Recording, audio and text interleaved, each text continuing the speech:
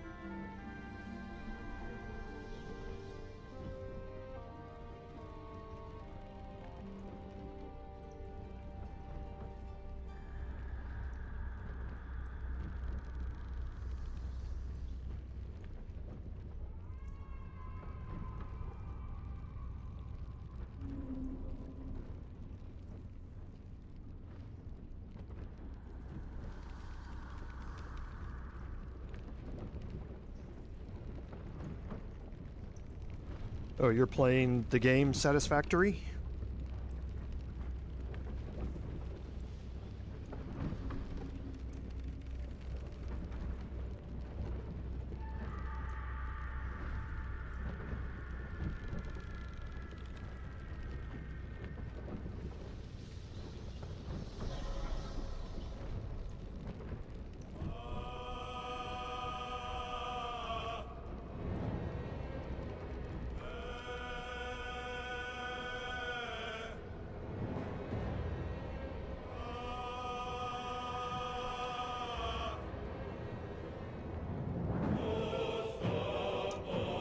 Yeah, I've never played it. I've watched quite a few videos of people playing it, though.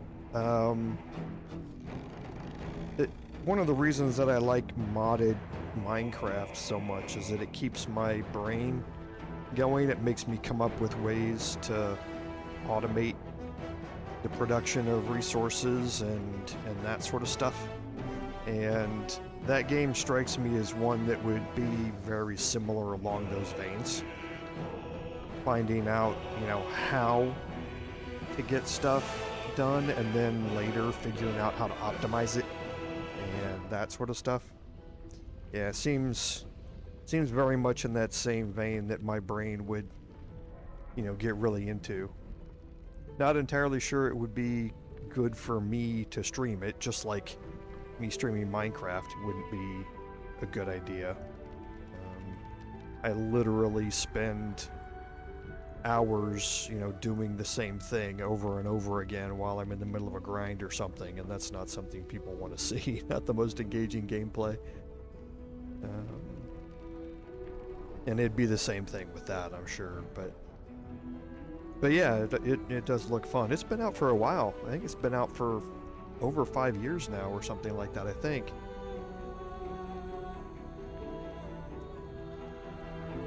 Yeah, and that's why I keep I really enjoy modded Minecraft, but I really enjoy keeping my brain going and problem solving and all that sort of stuff.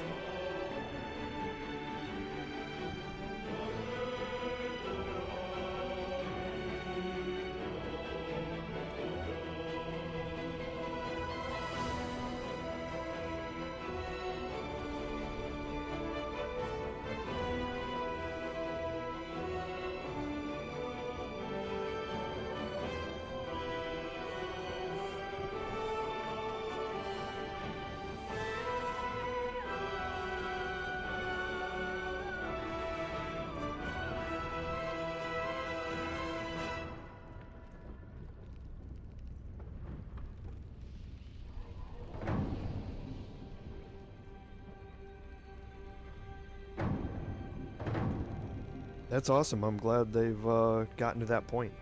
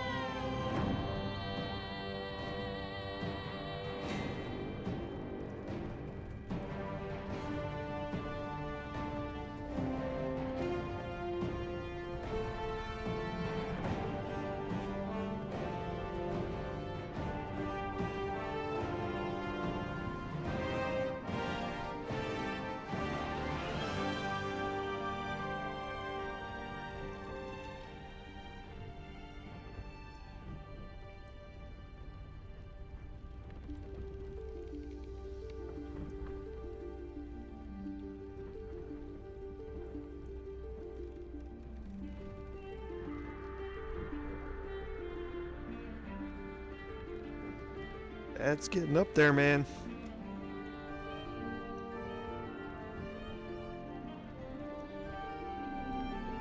I just passed the 1600 hour mark on this game. And I just completed my first playthrough this week.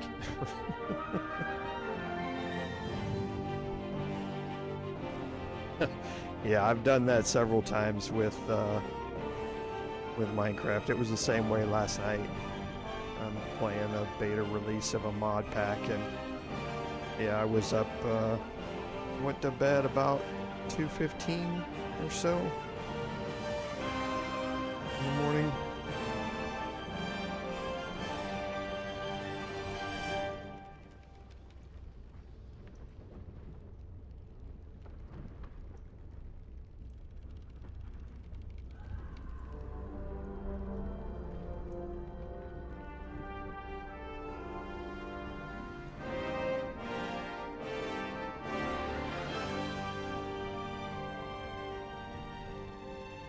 Thanks, David. Yeah, like I say, that was my first time finishing a playthrough. I went back and did a few alternate endings and that sort of stuff to kind of see how things would play out.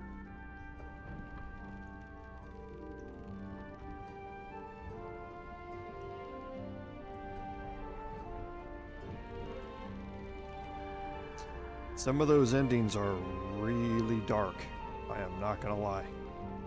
I was a little shocked at some of the cutscenes that happen in the endings and that sort of stuff. The epilogue is really cool though. And that's part of why I don't think we're gonna finish today. The upper city has a couple big fights in it to do, and depending on how I play it, they can take a bit longer than normal. And then there's another big fight right before the Netherbrain, and then of course the Netherbrain fight. That one actually is easy.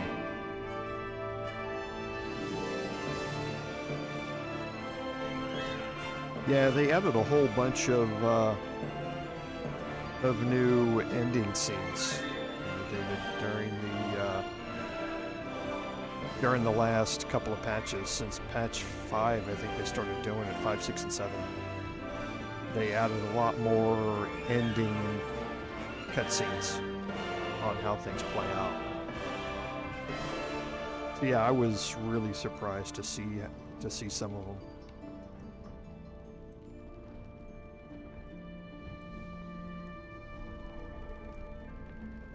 I don't think we're going to be able to complete it tonight, Andy. Like I say, there are 4 big fights. Well, 3 big fights, and then one ironically, the final fight that's really easy. So I don't think we're going to get through it all because there's also the endings to go through and then the epilogue as well. So we'll see how it goes. Maybe we will. But in my personal playthrough, it took me 4 hours to do it. So I'm thinking that we're probably going to end today either right before we get up to the Netherbrain or something like that. But honestly, we'll see. I may be able to complete it all, today. Not entirely sure.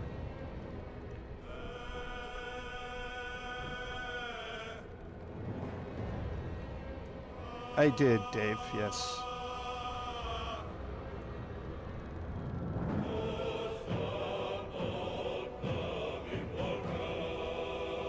We're going to see that here in a minute, Lord Henry.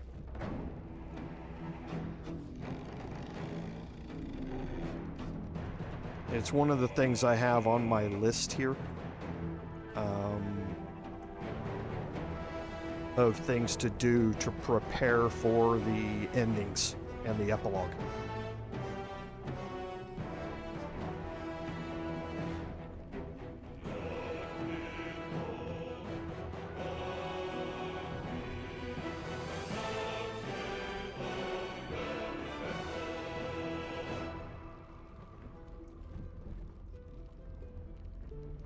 Welcome, everyone, to today's live stream, episode number 52 of our Baldur's Gate 3 Paladin gameplay series. This is Commander Jorval, and I want to thank you for coming along on our journey today.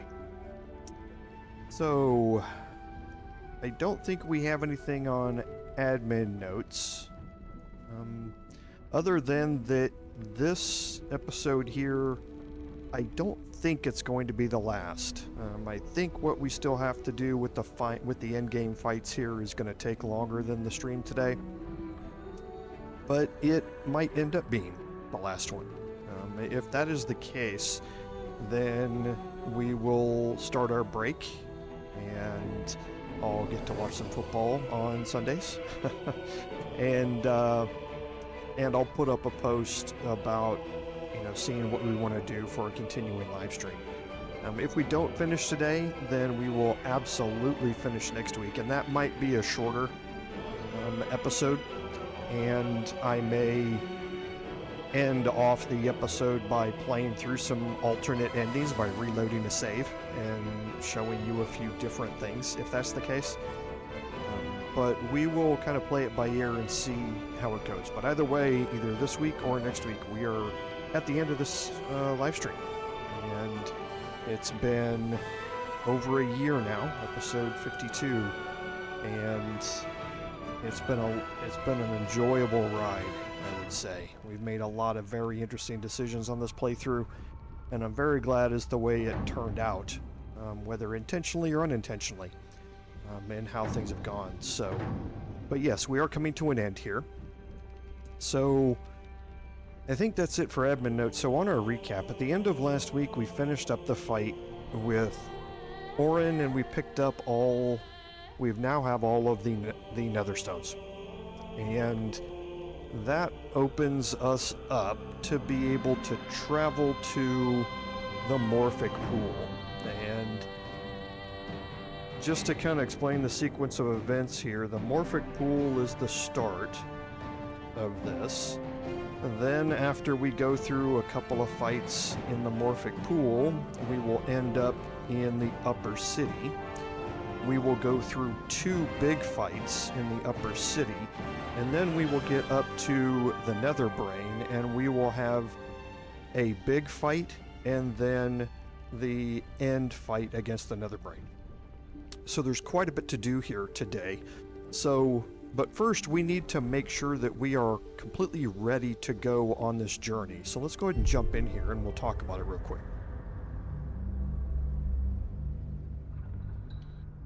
Oh, thanks, Andy. I've really enjoyed this playthrough here. It's taken some different turns, than I expected, which has turned out to be really, really good. So I'm glad people are enjoying it, because I certainly am too. Okay, so what did I do off stream? The first is I went through and cleaned up inventories. Okay, so we only have the things that we are going to utilize throughout this last section of the playthrough. We do have the Morphic hammer with us. We made sure to bring that along. We've got the 3 nether stones. We've got some gear and stuff like that that we certainly want to use. We also brought in some smoke powder barrels here that we have on us right now. We also have Mol's contract, which we're going to go deal with here before the end. The last thing that I did was I crafted all of my crafting ingredients into the potions that I wanted to get. So that's really easy to do. What I did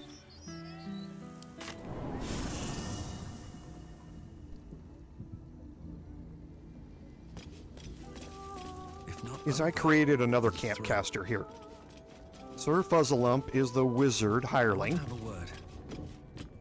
This vessel is at thy disposal. Do what thou wilt. And if you bring them into your party, this soul awaits thy command. Still alive, so that's progress. If you look at him, you can see he's a transmutation wizard. Okay, and one of the things that transmutation wizards get is the experimental alchemy passive feature. So whenever they create an alchemical solution, they roll a medicine check. If they succeed a DC 15 medicine check, then they make 2 of that solution or potion.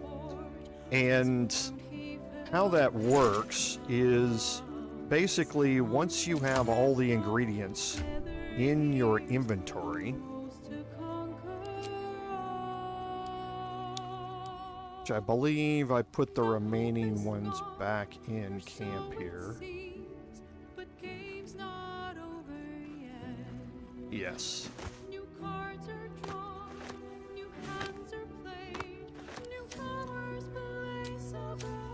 So what you can do is just go to the alchemy tab, and there's a button that says extract all ingredients. Now I've already clicked this, but you're going to see sublimates, salts, essences, ashes, vitriols, and suspensions. And there's going to be numbers beside them with how many of each you can create.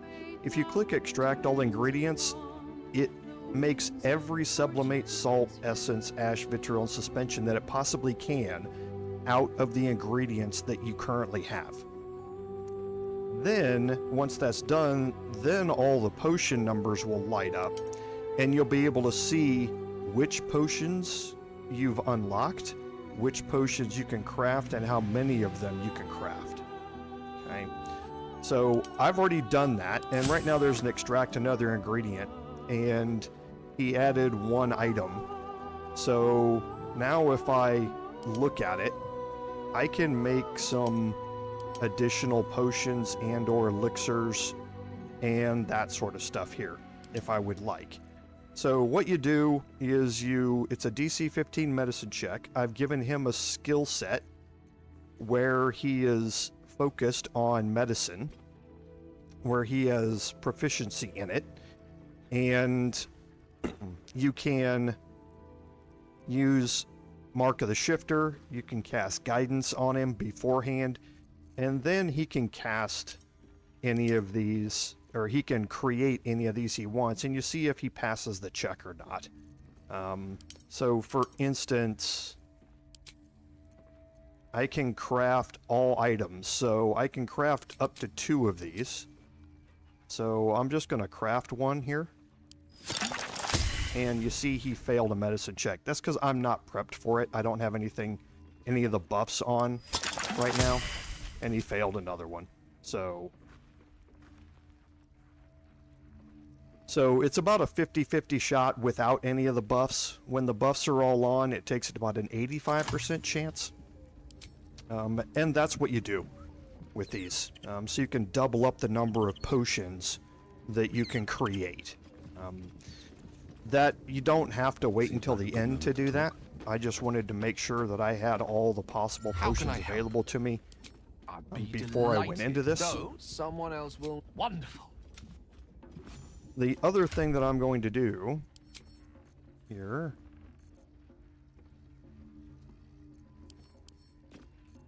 is I'm going to pick up, I have a few extra boxes of fireworks and that sort of stuff here.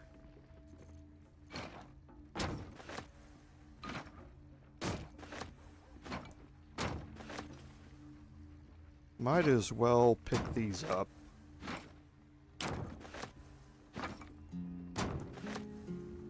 Okay.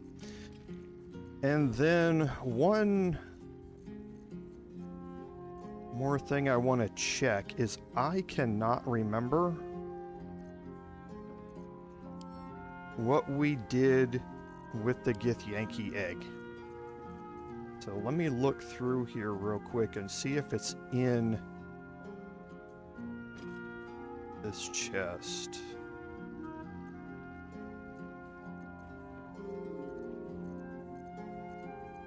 It's been so long ago that honestly I can't remember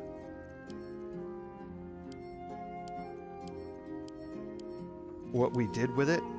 We might have given it to Esther.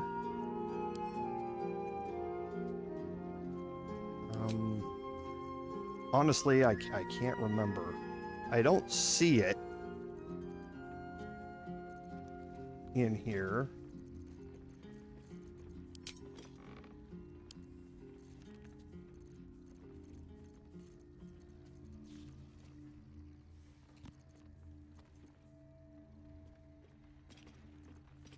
I'll go look here in a second. Andy. It's an orange border outline. Okay, yeah, that's right. When she came back, thank you, Andy. When she got captured, her backpack got left here. That's what happened. So make sure that you have the Ktih'rak egg in Lae'zel's inventory when you do this. She doesn't have to be in your party necessarily, but make sure that she has the egg in her inventory. Okay, we also want to make sure that we have, and I just created it, that we have a potion of animal speaking in our main character's inventory. Okay, I want to make sure that's there because if it's not there, you won't have access to it later, and I do not have the Speak with Animals spell. And you want to make sure that you have that for the epilogue, where there are conversations with the owl bear and Scratch that you can have. So make sure that you have a potion of animal speaking or your main character is able to cast it. You do not have access to any of your other party members in the epilogue, so it has to be entirely you. So make sure you've got one. The Ktih'rak egg, make sure that's in Lae'zel's inventory. And now we're gonna go take care of Mol's contract quickly. And for that, we're gonna go to the Basilisk Gate. We're gonna go right around the corner here. I'll give it Go a shot. into the manhole.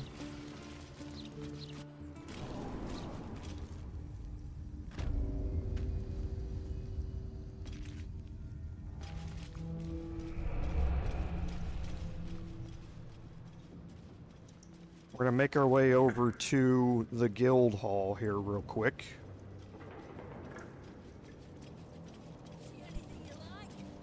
As you can see, I have all the buffs going right now. I took the time to make sure that was done as well. I'm going to go in here with Astarion. With pleasure.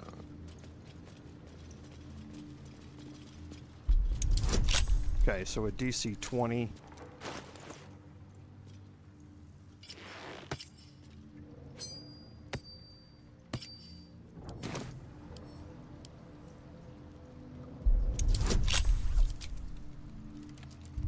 He's heavily encumbered.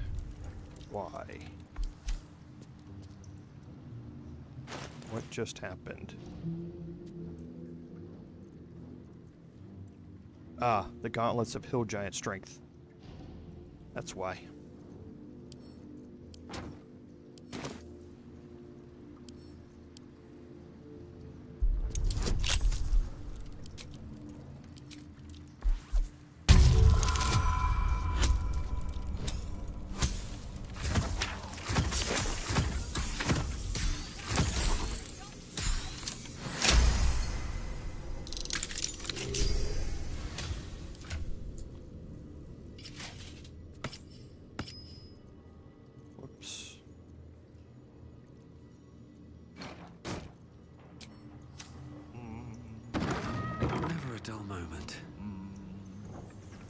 Okay, so we'll make our way down here.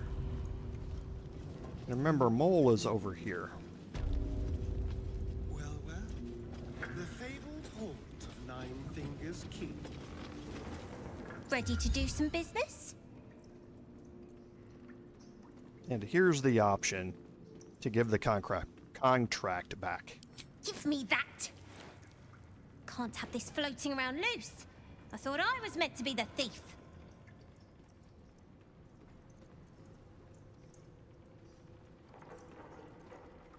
So what if it is? Choosing the right allies is just common sense. You wouldn't have made it this far on your own. Big Raff doesn't own me.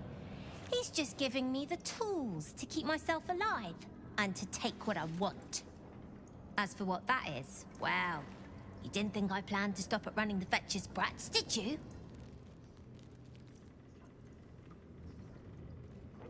I knew you'd understand. Everyone's owned by somebody. Might as well sign up to be on the winning team. Now we have an option here. I wouldn't miss it for the world. Baldur's Gate is home now, and the brats are my family. Nobody messes with my family. And that's going to update the Gather Your Allies quest. So, Mol isn't one to forget those who have helped her along the way. She'll have our back in the fight to come. Okay? So, that's what giving the contract back to Mol does. That was added just here in patch 7. Or no, the eye patch was added in patch 7. But adding the ability to have Mol come up by giving the contract is something that's been there for a bit. But yeah, another one of our allies, and you can see our list here. It's not a very extensive list, actually. So, some of these, well, all of these we should recognize in one way or another, but we will see more on what this entails here in a little bit, actually. So now we're going to head back up to the Temple of Ball.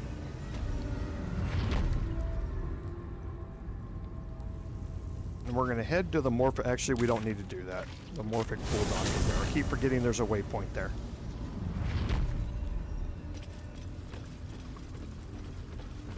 Okay, and here's the Morphic pool. Now, before you go in here, I always recommend that you drop a save. Because, like I say, the game's going to warn you that this is a one-way trip. And if you don't have everything you need, then you will not be able to come back to get it. You cannot have access to any other companions. You cannot have access to anything in your camp. This is what it is, and what you have on you is what you are left with. Okay? So let's go ahead and click here. And again, it's going to warn you.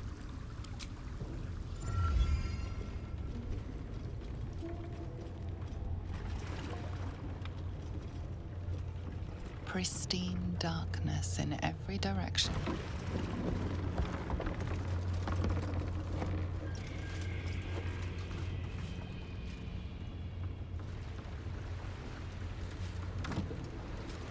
silence, but for the gentle, rhythmic slap of water on rock as your vessel cuts through.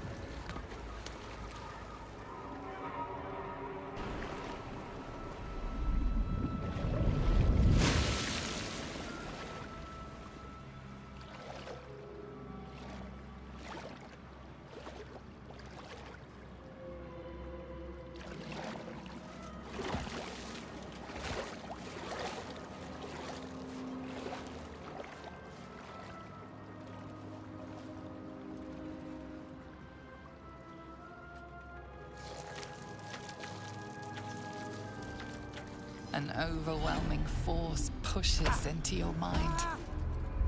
The brain. It is here.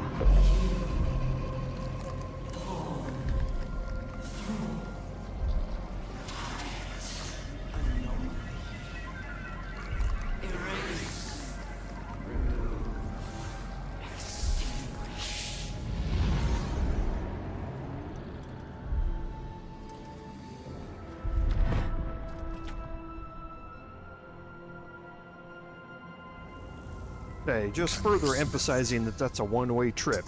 There is no way to get back from here at all. And now we are in the Morphic pool. Now, there are some things to explore here in the pool. There's a bunch of crates and all that sort of stuff you can take a look at. There's even some more fire wine barrels and explosive barrels in here that you can pick up. We're not going to spend a whole lot of time going through it. Like I say, the Morphic pool is the first of 4 locations that we need to visit before we get to the finale of the game. So up here, there's some gold you can pick up. There's a wooden chest. This is going to have more potions in it. Potions of supreme healing, and the elixir of vigilance is really, really nice. Now you can see there's some intellect devourers up here, and once you get close... Preparing, calculating, evolving. Okay, you're going to learn now about Mind Broken. So the affected entity is slowed. When you're slowed, you can't take bonus actions or reactions, and you can't make more than one attack. So I take that back. You can only use either an action or a bonus action. You can't use both. And you can't take reactions or make any more than one attack per turn. When you cast a spell, that spell has a chance to actually be delayed. Now, Mind Broken is going to come and go throughout the Morphic pool here, but it's going to become a very important part later on in the fight against the brain itself.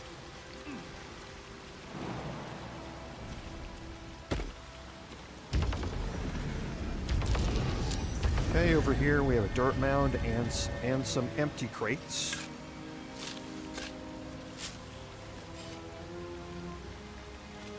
The dirt mound again is going to have some arrows and stuff like that. There's a personal note here that this was basically a smuggling area. This is where they kept stuff to bring into to the city of Baldur's Gate illicitly. So a construct slaying arrow, we're not going to face any constructs throughout the rest of this. An arrow of darkness is nice, but again, we already have all of this stuff we need. And even though it says empty crates, we're going to search it anyway, right?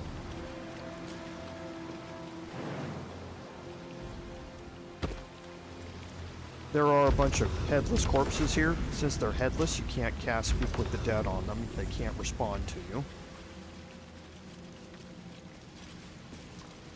And you can see more Intellect Devourers. We have 2 different ways to go. They actually lead us to the same spot, but we're going to go up here first. There's a heavy chest here with some gold in it.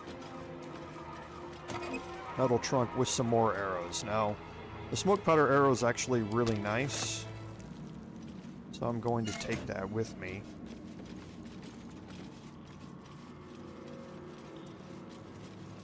And here we have another piece of story.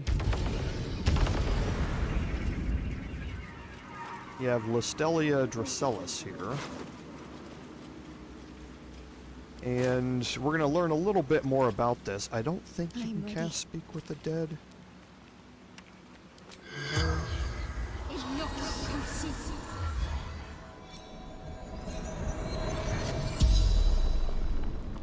The corpse regards you. Oh, I guess you can. Lifelessly. Oh, this is where you learn about the first half of the story. That's right. Sore brain in water, water discolored, salt, chaos, panic, separated, hid, brain, absolute, drain, thoughts, knows everything. Working job with sister, interrupted, lost everything. Heard screams, other side of cave, must find her. Take Bear, Eddie, Lucky, Charm with us. Every job. The spell's power wanes. You can ask no more questions.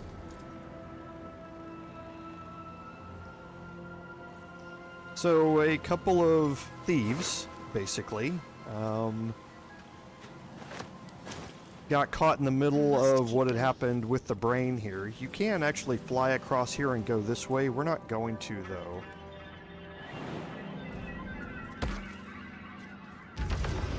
Worth a rummage? We're going to make our way back around here.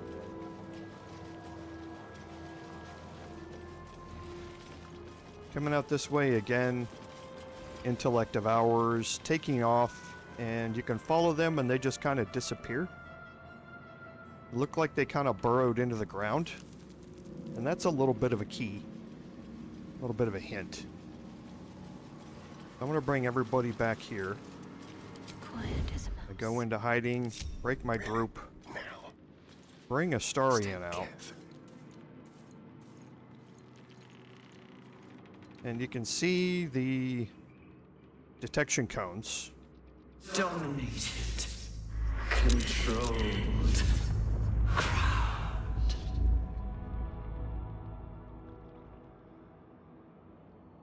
But you can't necessarily see what they're from. Okay. So what we're going to do is head into here. Now again, I have the alert feat, which is important here during this. Yes, let's.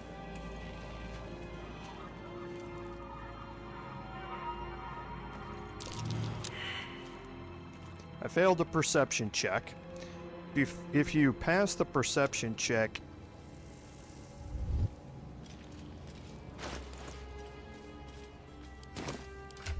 and that's because I forgot to put the shield on. Let's try this way.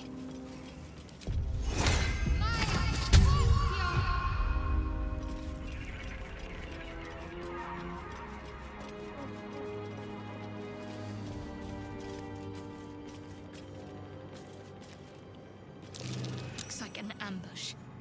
Okay, you find out that there's an ambush that's waiting for you.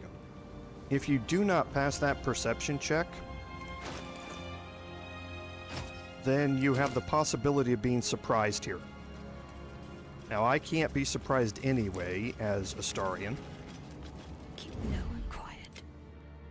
but just be aware of that fact. So we're going to go ahead and make our way up Watch here. your back. As soon as we do, combat's going to start. Now, Intellect Devourers, we are familiar with. They have a ranged psychic attack that they are able to use, but we're not familiar with the Intellect Glutton. This is a new enemy. They're vulnerable to piercing damage, which is nice. We would make them vulnerable to it anyway by standing close to them. However, we don't want to stand close to them because they have a fit to burst feature. So when the Glutton dies, it bursts in a Morphic brine explosion, very similar to what happens with the Needle Blights in Act 2. But this Morphic brine explosion does 8d6 acid damage. And it creates an acid surface for 3 turns, which does 1d4 damage to anybody who walks through it. Okay, so we want to keep our distance from them, but at the same time, we want to use them like we use the Needle Blights. We want to use them to take out groups of enemies if we can.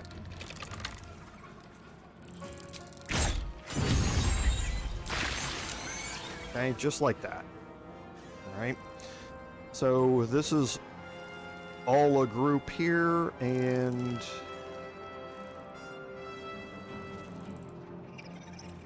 oh, there he is right there.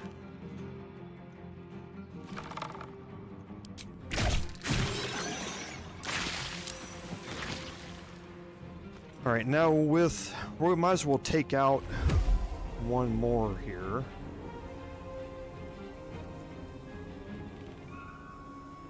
If we can. I think I'd like to take out this one here. Okay, with our bonus action here, we're gonna dash. And we're gonna fly.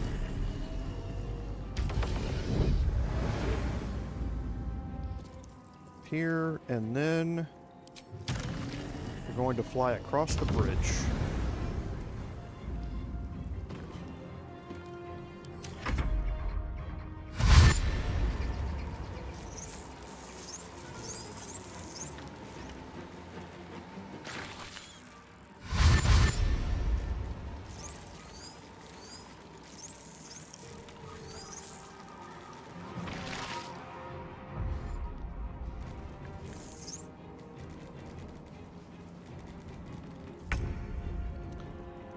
Okay, so we're going to hide here. Move up to the edge.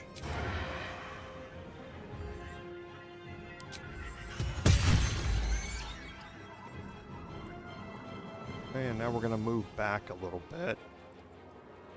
This will do nicely. Thrall. Break. Control.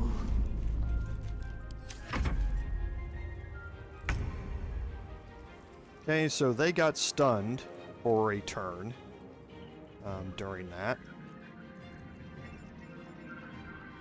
Time for a new approach.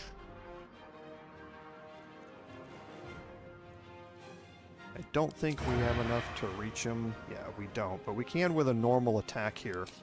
So now is not the time to be stingy with your arrow selections here.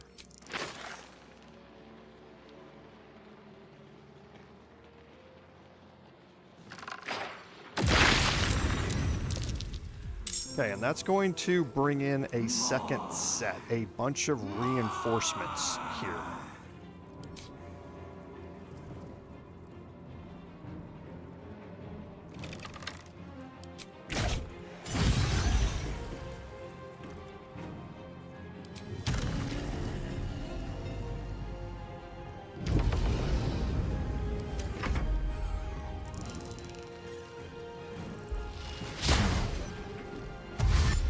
There's the ranged attack that we knew that they have. That was a little bit too close. But again, now's the time to start breaking these out.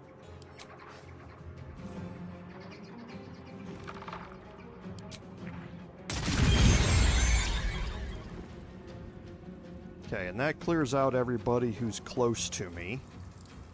So it should be fine here, I think.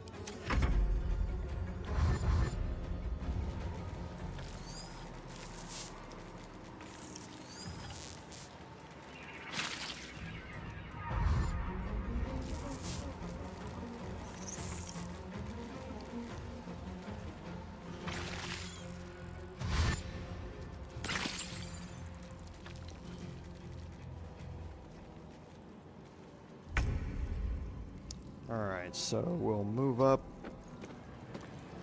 We'll do it my way. Alright, see if we can get a sneak attack here.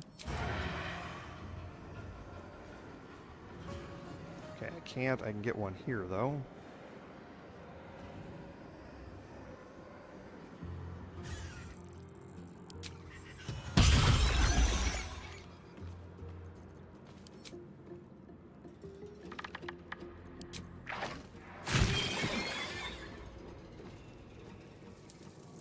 Now we're going to move back.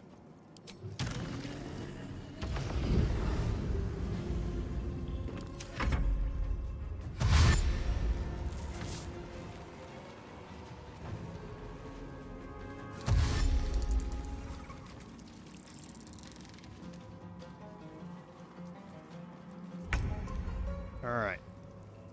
And now this should set itself up very nicely. I think this one might be the only one to survive out of this if we do this right.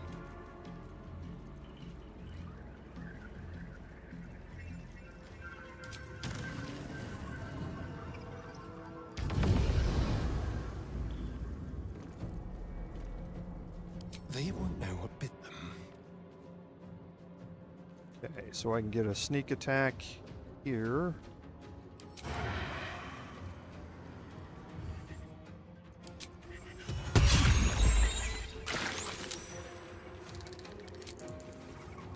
Now with this one, actually we'll be a little short with this. Oh no, we got it.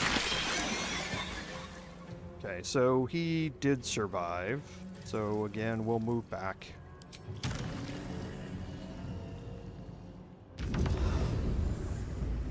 I was hoping that that second one was going to blow up and that he would cause damage to the last Intellect Devourer, but we'll get him this turn.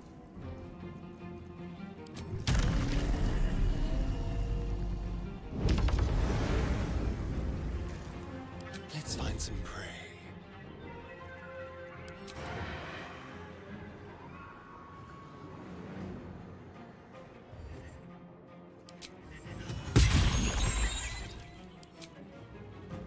No escape.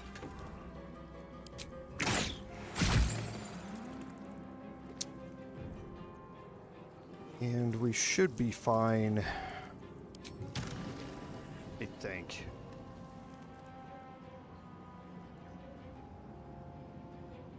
Actually, we're probably a little too close. Yeah, he's probably going to be able to get a ranged attack on us here. Nope, he dashed. Good. They can jump across the bridge, so it's not, you're not completely safe from them. Oh, come on. These creatures were not themselves. Corruption is in the air. It infects everything it touches.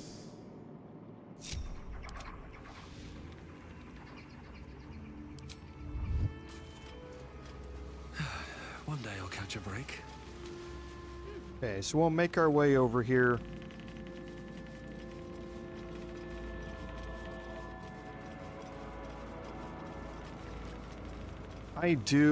Lord Henry, I honestly don't know as if I need them, but I'll take a look at them and see here real quick. But yeah, like I say, I don't think I even really need them. Okay, so here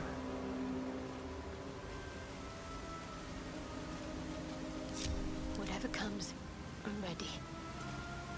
is the other way that we came in. Remember, there's the dead body of Listelia that we looked at. Still breathing, despite everything.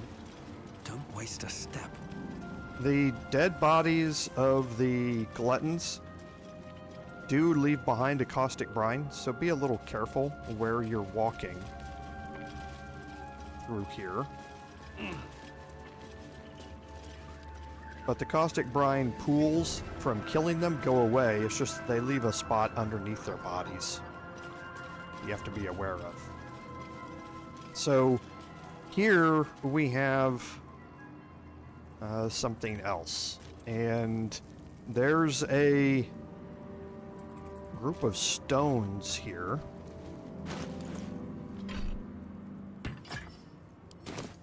The stones have medium toughness, and they're immune or resistant to almost all damage types. They are not immune or resistant to bludgeoning damage or force damage. However, you need to have an attack that deals at least 22 damage to cause any damage to them. Let's get this over with. It's not immune. I just didn't cause enough damage. There, I did.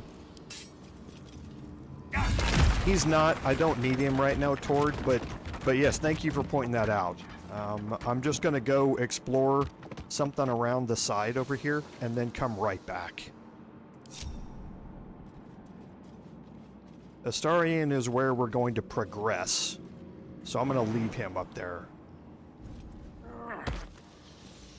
Okay, and over here is an opulent chest that has a couple of scrolls in it.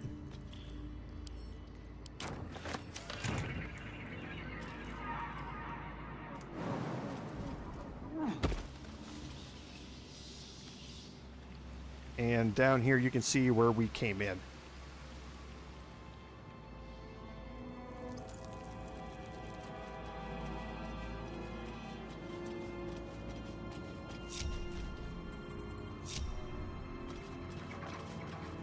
Okay, so now we'll make our way around here. Hopefully nobody steps in a brine pool.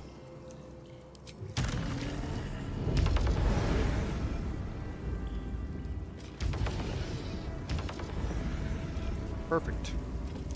And there you go, Tord. Everybody's linked up.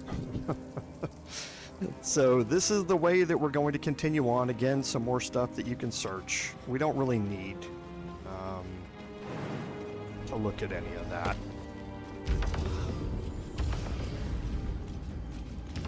Okay, and now once we get in here, we have two ways to go. This is the way that you're ultimately going to go.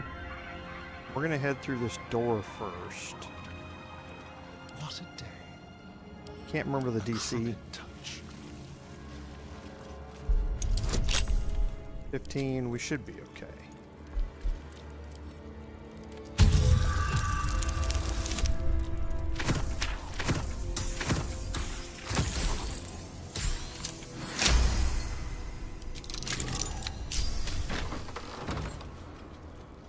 And in here we find Duralius Dracellus.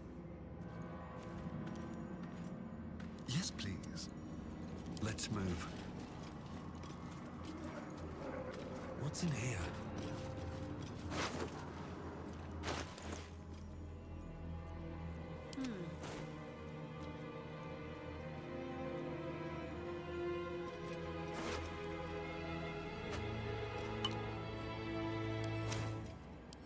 Deserved. He deserves. No one does. Yet Okay, another reason to so kill this the is brain. her teddy bear. We recognize her at this point. Now, I don't know of anything that goes Let's try this along with that. I could be wrong. Might find something I useful. didn't find anything when I was looking to find out that there's any benefit of, you know, the teddy bear thing and all that sort of stuff. But please let me know if there's something that I missed there. I didn't explore it Have a lot on my mind. a whole and, lot to well, find out if there's more it is. there. But yeah, that is... Oh, and there is, I Let's have a forgot the look. rustic chest here. With another potion of angelic reprieve.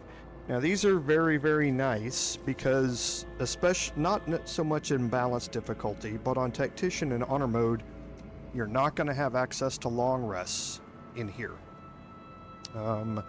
So there are some restoration pods. There are 2 of them that you can use on balance mode, which make it significantly easier. But otherwise, you won't have access to long rests. You are red bordered the entire time that you're through all of this. So having angelic reprieve potions to regain your spell slots and that sort of stuff is really nice. Now, you will not have access to resetting certain things that happen due to a regular long rest. So be careful with your action economy if you're on higher difficulty levels going through all of this.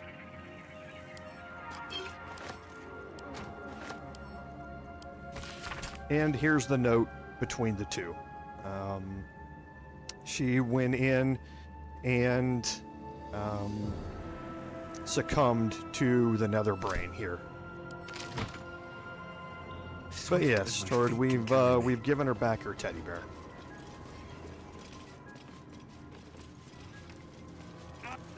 Oh, my head is pounding. It must be close.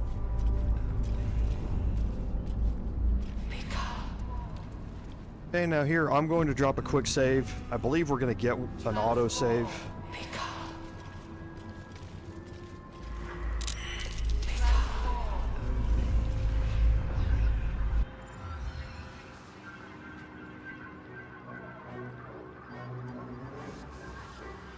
And yes, we will remove the Orphic Hammer. Deathly silence. The air is stale and putrid. It's close. Have the stones ready. Your blood slows. I anticipated you, Lord Henry. Your senses strung so tight they could snap in an instant. We need it for something else first.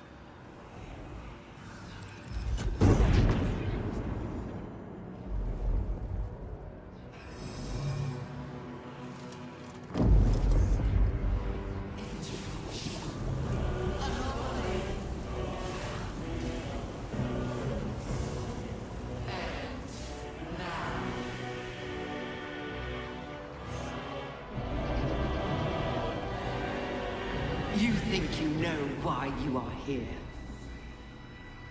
You think that by killing the Chosen and taking the Netherstones, you can destroy me. You are wrong.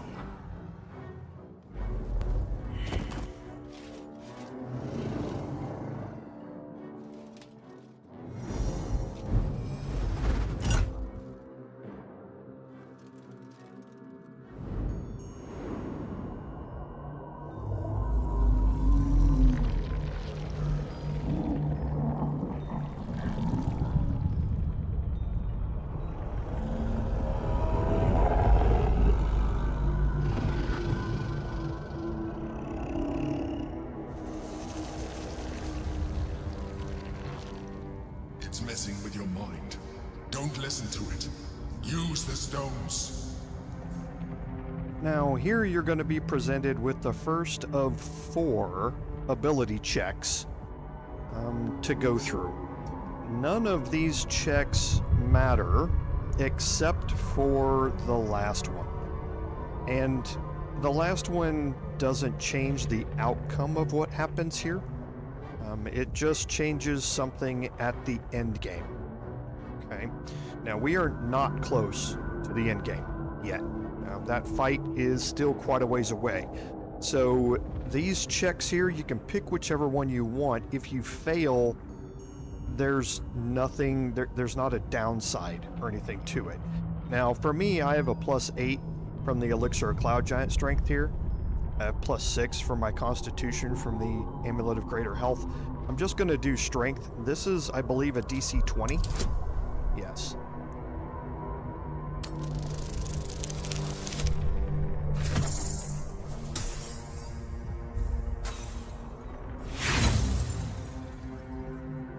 Okay, I'm not going to use any inspirations. There's something else I want to save those for later on, and since these checks don't really matter, I'm just going to let it go.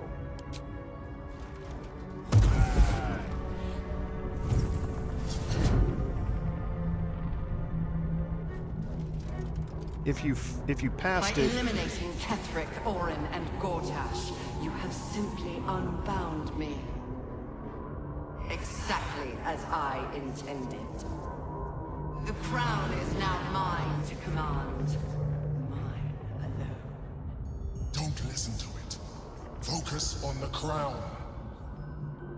If you pass those beams that you send out, instead of being deflected, they will attach to the Netherbrain. Okay, but that's the only difference. Okay, so now we get to a couple of spellcasting throws. This is now a DC 25, so I've got to roll a nat 20.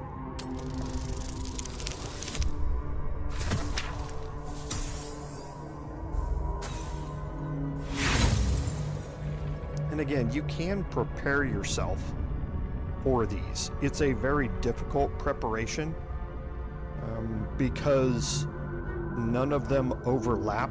The first one is Strength, Intelligence, Constitution. The second one is Dexterity, Wisdom, Charisma. The third one is the same as the first. So Strength, Intelligence, and Constitution. And then the last one, it doesn't matter. It's all ability scores and they're all the same. So you can prep for it. Like I say, it's just a very difficult preparation to make.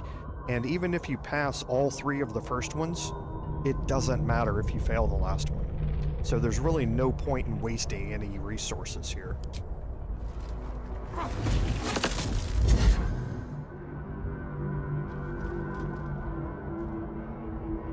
The crown is not my weakness. It is what made me what I am. I needed the crown to build an army. I needed the Chosen to bring it to me. They would not have surrendered it freely, so I gave them what they wanted. Power.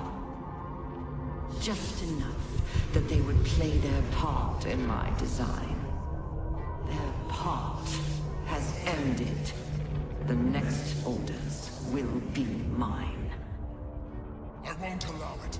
Again, dominate it. So here again, strength is our best option. But it's now a DC 30. So again, I can only pass with a nat 20.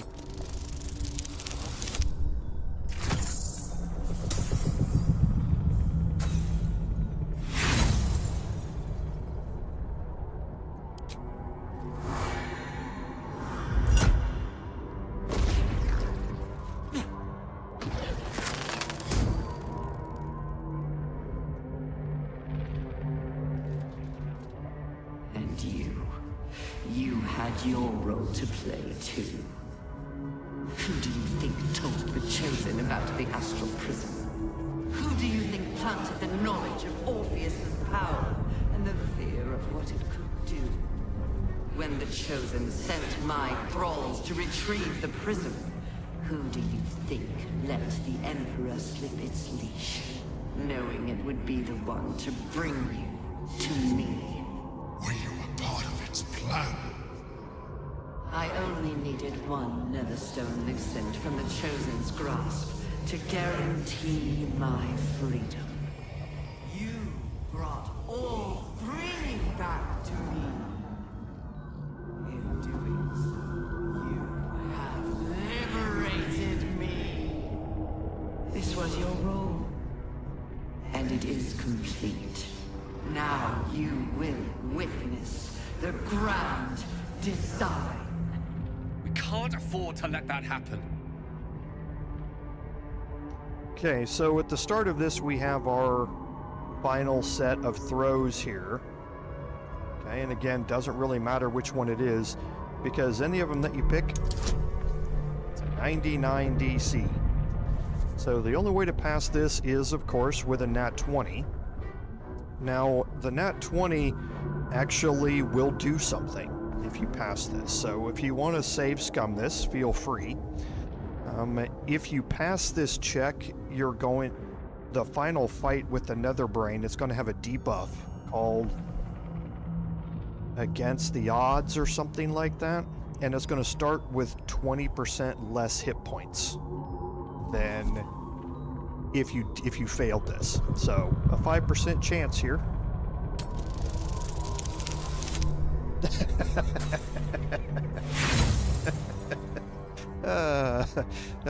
I love this game.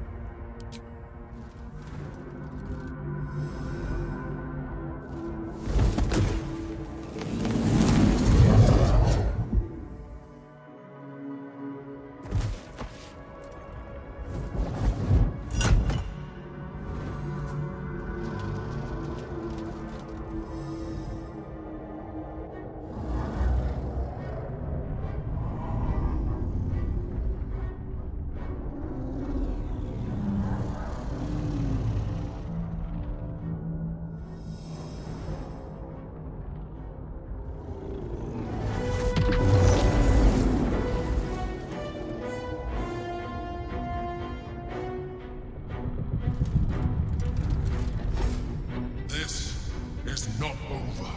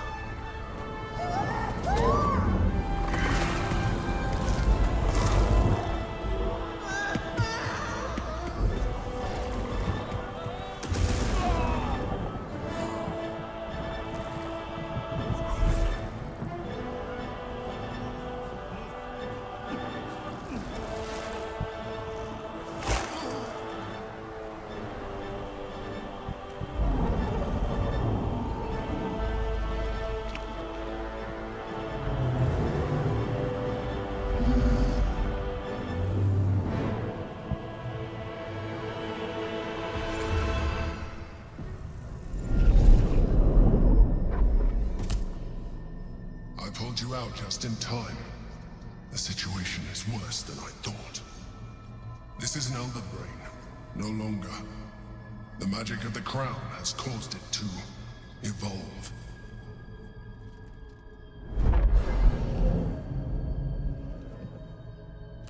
It has become something more. A Netherbrain.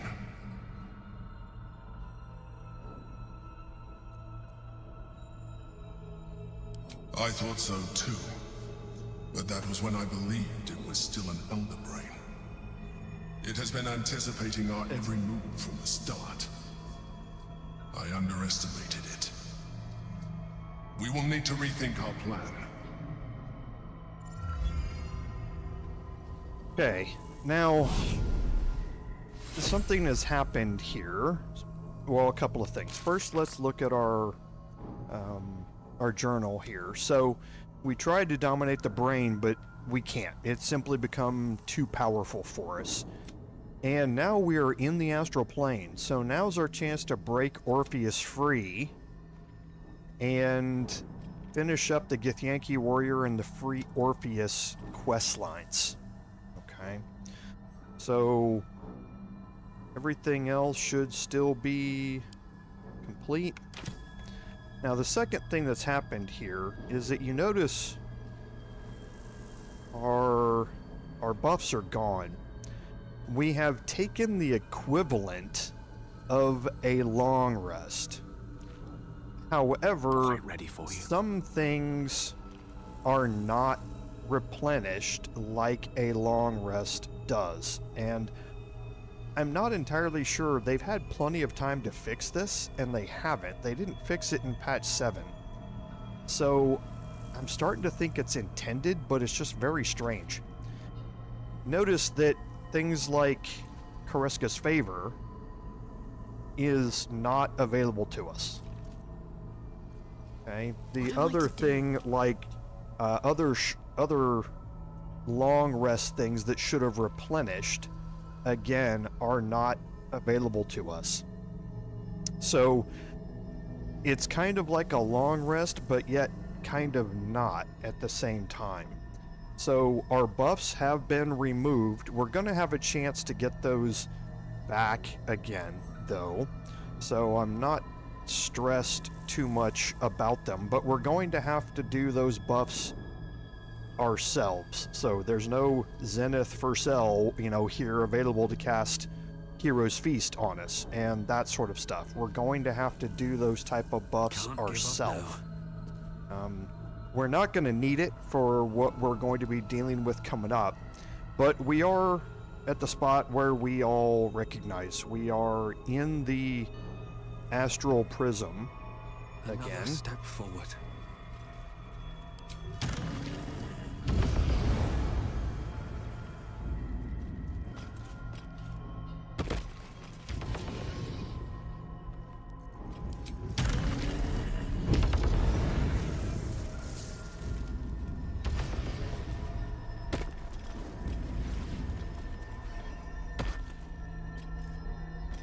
But all of our elixirs have also been removed, and all of that sort of stuff. The only reason that we're not burdened right now is because of the astral gravity. It's giving everybody serious carry weight here.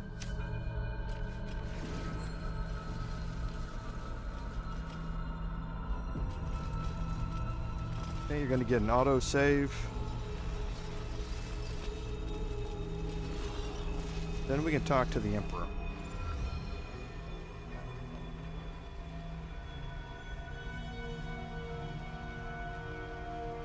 I have assessed our encounter with the Netherbrain from every angle. I know why we failed. The problem was not the stones. The problem was you. You can make only one move at a time, but the Netherbrain calculates every possible at once. It knows what you will do. It knows everything you could possibly do. You cannot outmaneuver it. To defeat it, you would have to think like an Enithid. Better yet, be one. Your mind is not capable of this. Mine is. You will give the stones to me. I will assimilate Orpheus, and then I will be able to leave this prison to face the brain.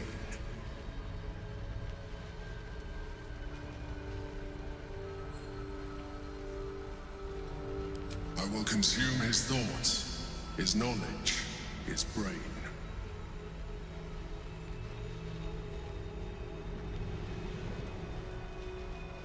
Okay, so you have some options here on how you want this conversation to go. Things that we've been doing up until this point would lead us to believe that we were going to free Orpheus. Again, this playthrough has been a bit contrarian from the very beginning, and we are not actually going to do that. We are going to allow the Emperor to take over. Now, we're going to see a much different playthrough of this with the Bard, so I'm not going to spoil what happens when the other side of this conversation happens, because we're going to see it. That's the advantage of having both of these playthroughs running like this. Since this is more the contrarian, like I say, type of playthrough, I'm going to give the stones to the Emperor. Now that's going to have some repercussions here that we're going to have to deal with.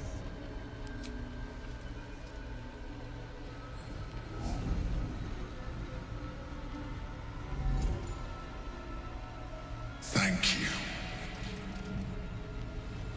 Now stand aside. I will assimilate the Ktih'rak's power in your stead.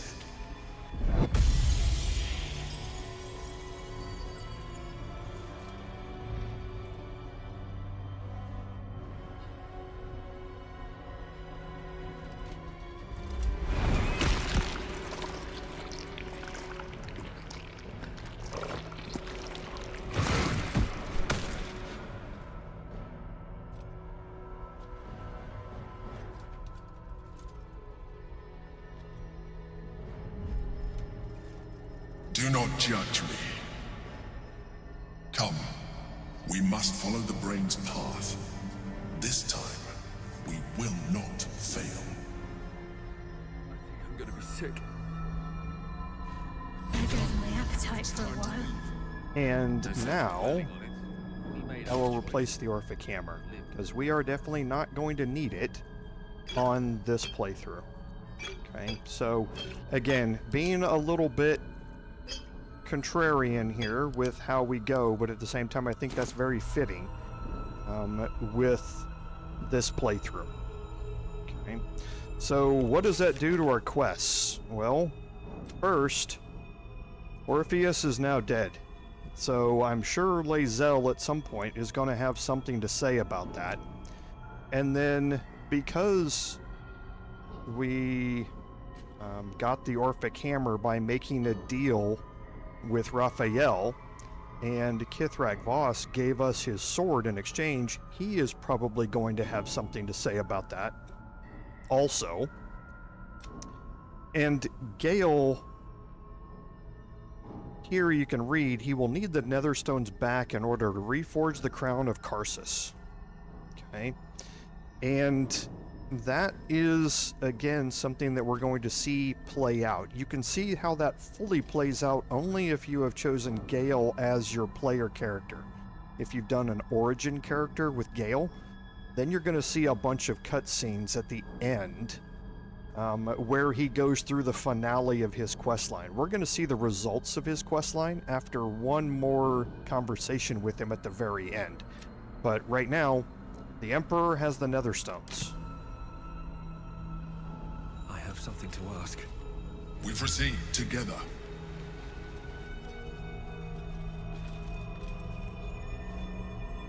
Okay, we can search Open up. Orpheus here. And you're going to have the Orphic Ring. It basically allows you to cast Confusion. Confusion is actually pretty nice. You can confuse a group of creatures, causing them to attack at random, even their own allies. Or they're going to wander around, or they will occasionally skip their turns. It's a once per long rest thing, and it actually is fairly useful in the first big fight that we're going to run into.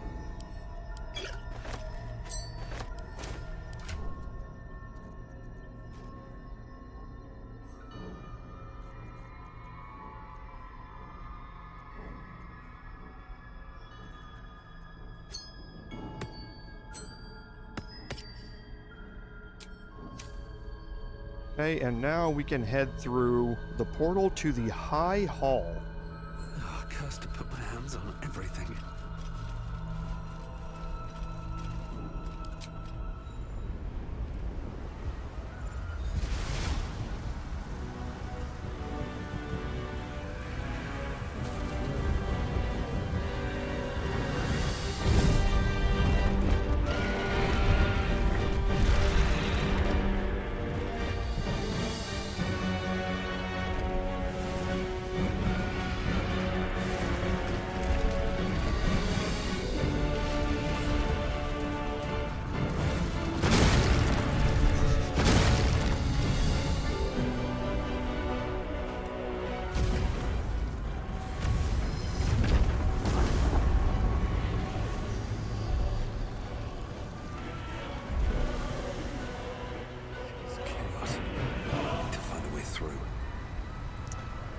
Okay, so here we are, and again, We'll just fight our way through. Shadow Art kind of lets us know that there are two ways that we can go about this. Now, the Emperor, because of our decision, is a party member here. All right, so let's go ahead and get our buffs done.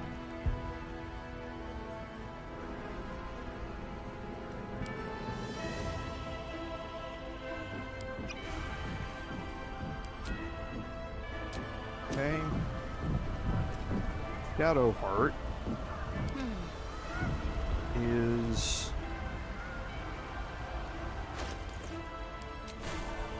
going to remove Insect Plague and bring on Hero's Feast.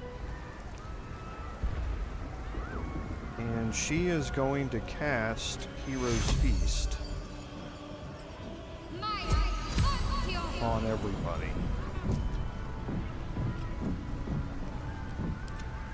Okay, Astarion. Get Longstrider up.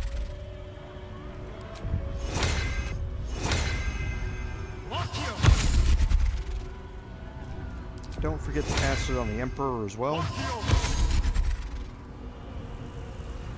Okay, and now for... Oh, and sorry, forgot Gale here.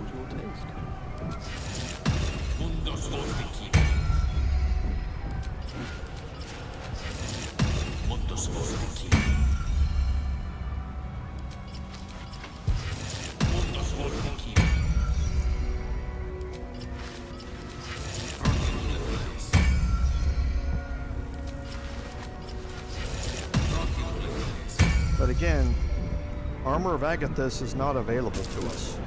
So we used it once already, same as Koreska's Favor. It's not available to us until we take the appropriate rest. And since we can't take a long rest, or that was kind of a fake long rest, it's not available to us right now.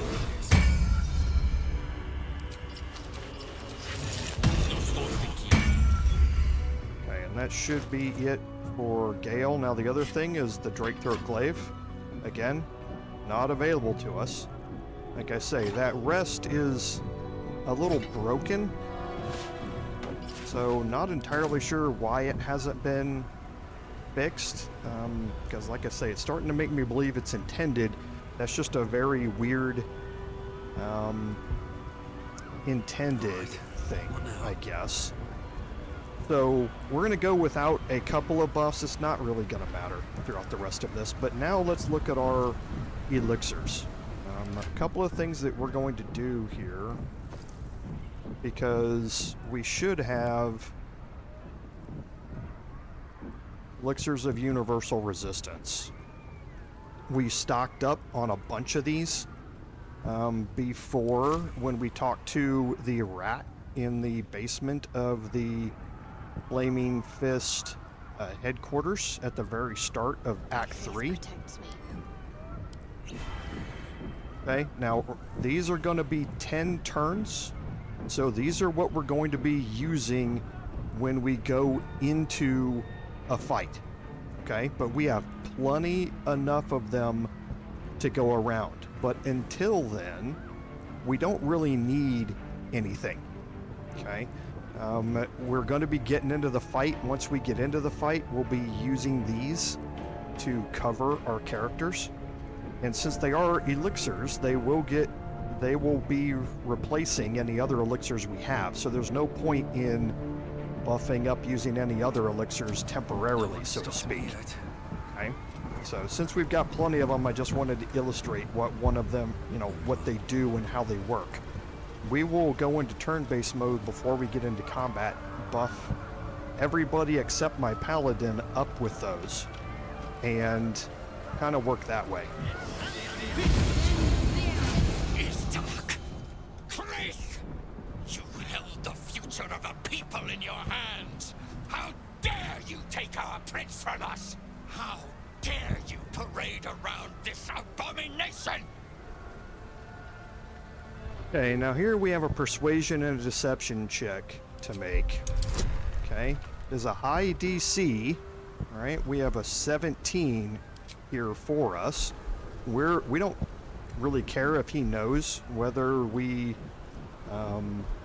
are casting friends on him, so we're going to get advantage here, and we're going to get guidance on this as well.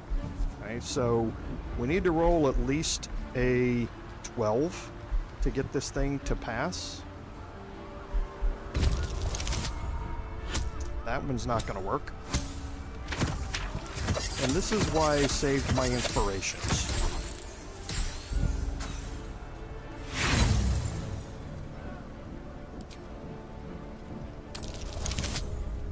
There we go.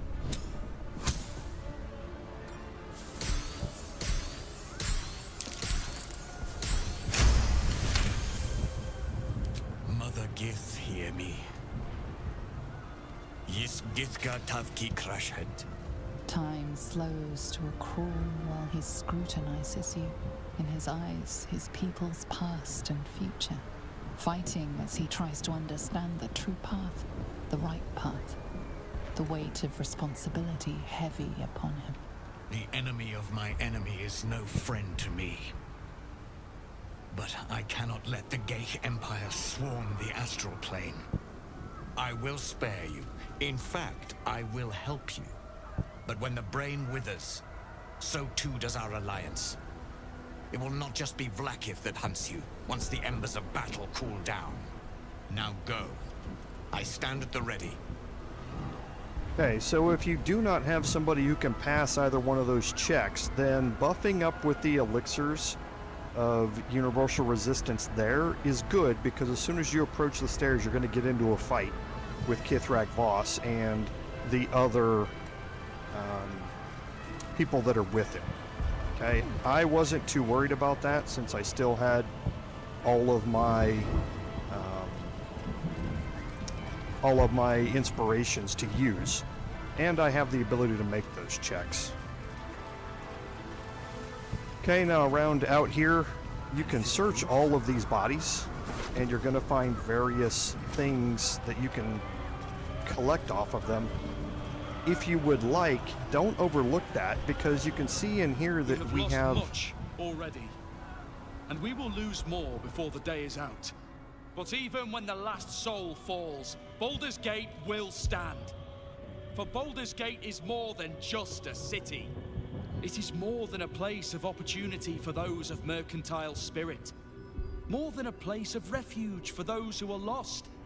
More than a home for friends, loved ones, and adventuring souls. Baldur's Gate is a place where anyone can find what they need, if they're just willing to fight for it. Today, Baldur's Gate needs us. Today, we fight for...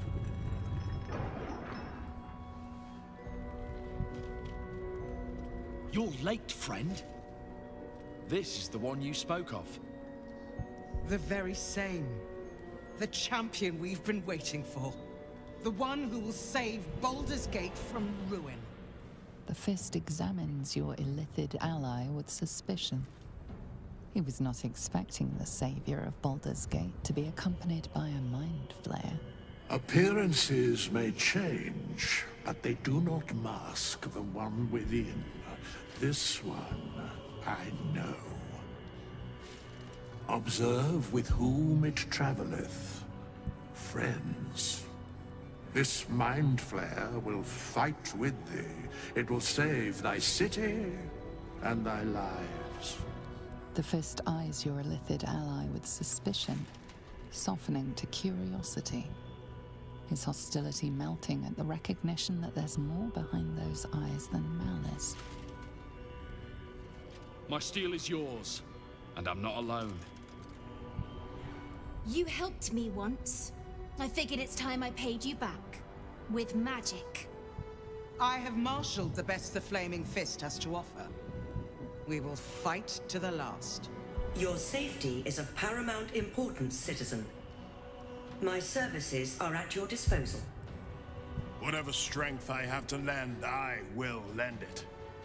I will make my city proud again. Did you think I was gonna let you have all the fun? Mol looks out for her friends. Mind flayers included. And she'll have your back. Trust me. You carried me once, friend. And now, I'll carry you.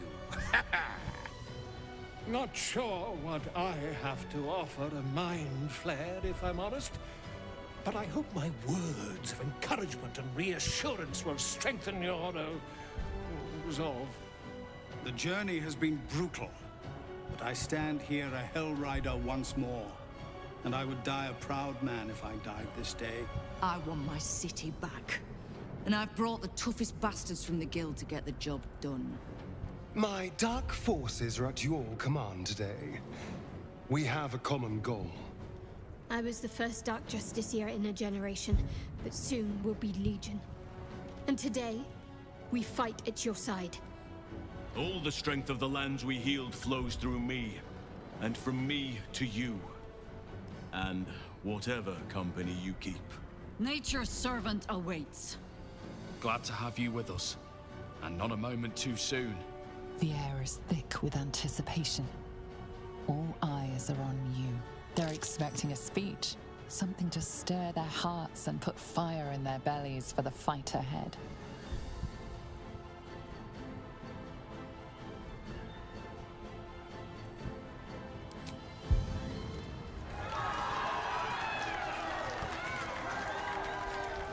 Well said. We'll prepare ourselves. We'll be ready when you call upon us. Baldur's grace be with you. You feel a tickle of mirth in the Emperor's thoughts. If they only knew the truth. And what I was saying before I was interrupted there was that if you don't have any gold with you and you want to, loot the bodies that are around here, because we do have a couple of vendors here as well. Withers is marked as a vendor, but Cole the Red... Very well. Bodies, bloods, this is the dream. Knew I was smart to sneaks in. The Skelly boy said I could stay if I sold your stuff. So hurry up. Buy, buy, buy! Really? Oh, don't you go getting chopped up. I need customers. And Cole will sell a bunch of stuff that you probably might need if you didn't prepare or hadn't been saving things up. He has supreme elixirs of arcane cultivation, so you can gain additional level 4 spell slots. He also has the lower versions as well. He has angelic slumber, which you gain the benefits of a long rest when you take it, and angelic reprieve, so you regain your first and second level spell slots. He has beast slaying, which can be useful in the very first fight that we're going to get into. He's got most of the poisons up here as well. Elixirs of psychic resistance are going to be very, very useful in this fight. And then various other powerful scrolls. Hold Monster, Odaluk's, or the Scroll of Globe of Invulnerability, very, very nice. And then also some very, very useful throwing or shooting items to take. So I brought just a tiny bit of gold with me, not very much at all. I don't need any of this. But if you didn't bring any with you because you cleared it out to make carry weight, then there's stuff outside that you can loot and bring here to possibly buy some additional things. I'm more than stocked up for this fight, so I don't need anything here. Go die. I'll be real mad. Let's go ahead and talk to everybody real quick. I wouldn't be here without you. It's time I repaid the favor.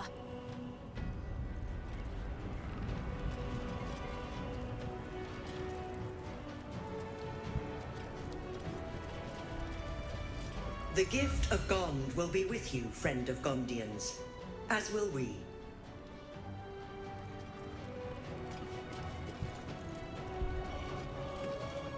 Aren't you glad you helped me into the city? Oh, the bloodbaths I've enjoyed. And now, the greatest one of all. Let's go have some fun!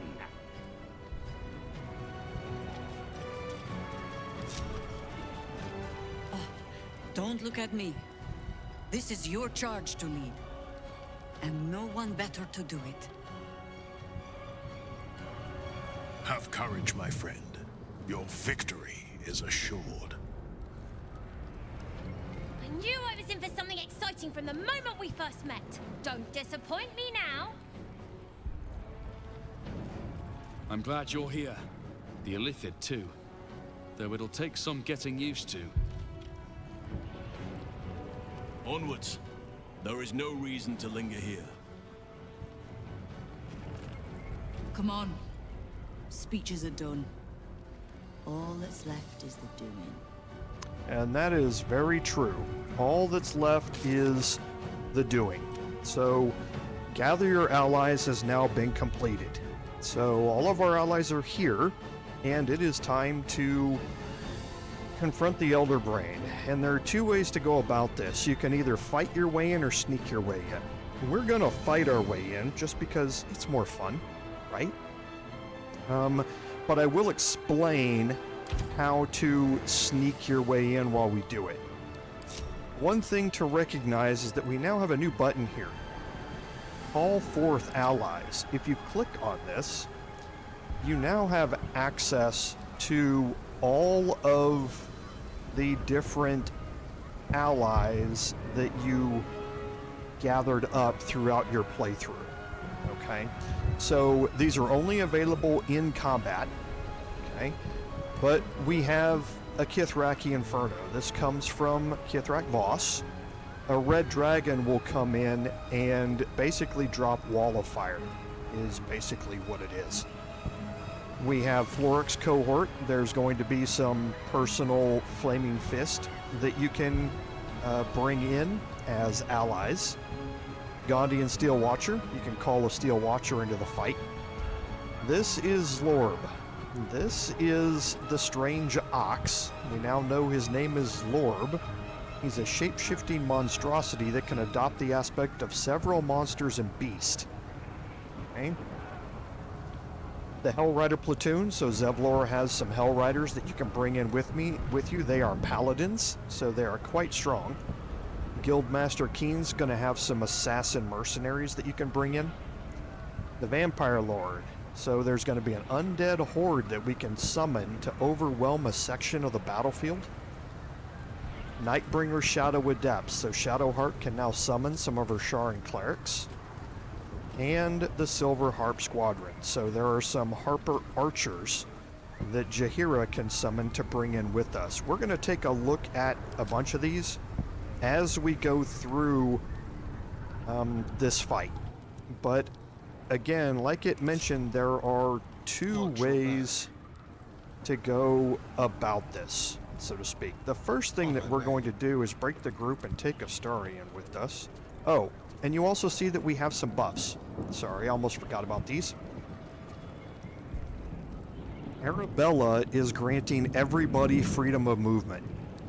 That is huge. Freedom of movement means that you cannot be, you can't be stunned, paralyzed, or restrained. That's massive because we're going up against Mind Flayers. And they love to stun you with their Mind Blast. This means that you're immune to all of that. We're all rallied. Duke Ravengard is giving us 30 temporary hit points, which you can see. Fetcher's Favor, so because of Mol's benefit here, we can cast Ray of Fire. We reduce all fire damage by 5, and we gain an additional 1d4 to charisma checks and saving throws. So you can see everybody now has Rays of Fire once per short rest. This is a level 4 version of it, which means there's 5 Rays of Fire, so 15 to 90 damage. Volo's Guide, we gain +2 to attack rolls, saving throws, and ability checks. And then Spirit of the Land, and we have +1 to all ability scores, and an additional 2 meters movement. Okay, so looking at everybody's character sheet, we have a whole bunch of odd numbers now, because we had normally stuck everyone around an even number, but we've been raised up. But what it does do is raise Gale's intelligence up to 22. So he's now got a +6 for this final set here. So let's make our way over here with Astarion first. And you can see something above us. There's a winged horror up here. It's proud.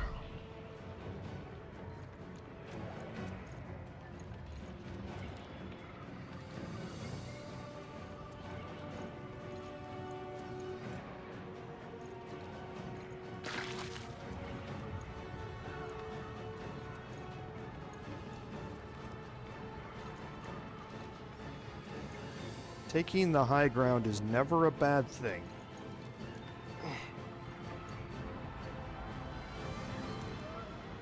Okay, here's the winged horror.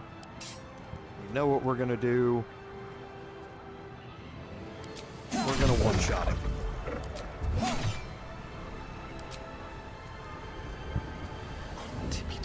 Okay, up here's a heavy chest.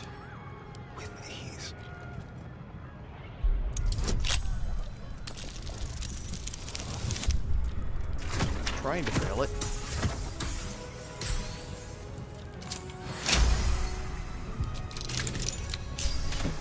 And inside is a potion of animal speaking. This is scripted, so it's always here. So if you didn't bring one, this is your final opportunity to pick one up. So it's here for a reason. So like I say, I already have it. I made sure to pick one up before I came, but make sure you pick it up for the epilogue. And now we can also get kind of a better view of the battlefield. Like I say, there are 2 restoration pods. There's one here, there's another one a little bit farther on. These act like a long rest. These are only here on balanced and explorer difficulty. On tactician and honor mode, they're not here. You have your action economy that you have right here, and your abilities to get that action economy back through potions and that sort of stuff, and that's it.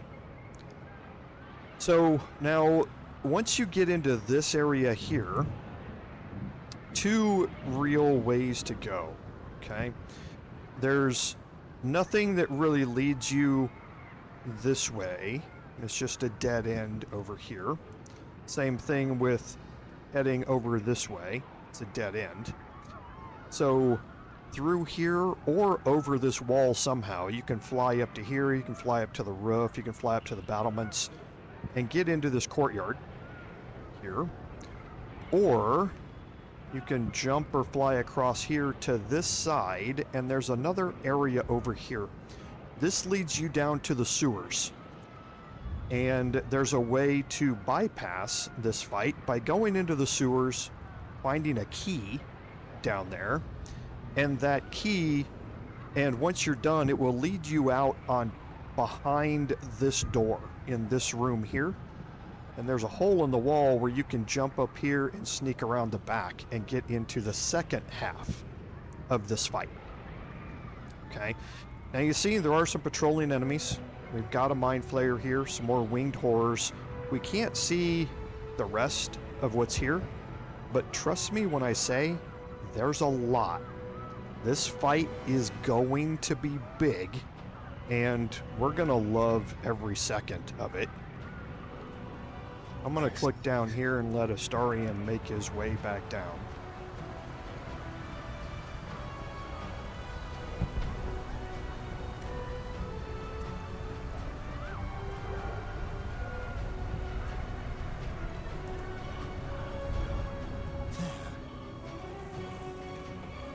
These things have stayed interesting.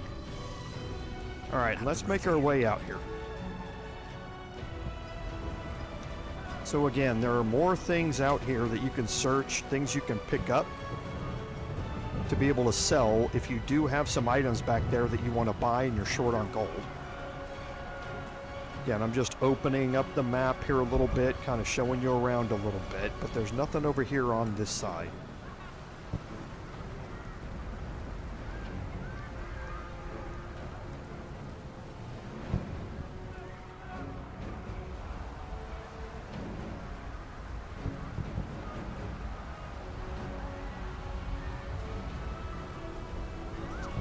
And again, you can walk all the way out here to the edge. You get a really cool view of the upper city. That's what we are looking at. We were actually here in Ramesses Tower, which is right over here. You can see where the Netherbrain destroyed a portion of the city when it came up from underground through the Morphic pool. But this is the upper city. This is the upper city wall here. And you can see it is now, at least this section of it, pretty well destroyed. This is the High Hall. This is kind of the king's location, so to speak, up here at the top, the very highest point, other than Ramesses Tower, which is a point of contention for the nobles of Baldur's Gate. But this is where we're going through, but you can see this looks a lot different than it did when we were standing on the top of Ramesses Tower looking at it, because obviously we have some destruction here. Dragons overhead. Stay low.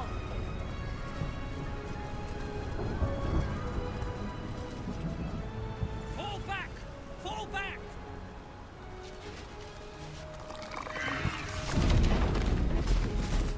Matthew! Leave him be! We have to keep running!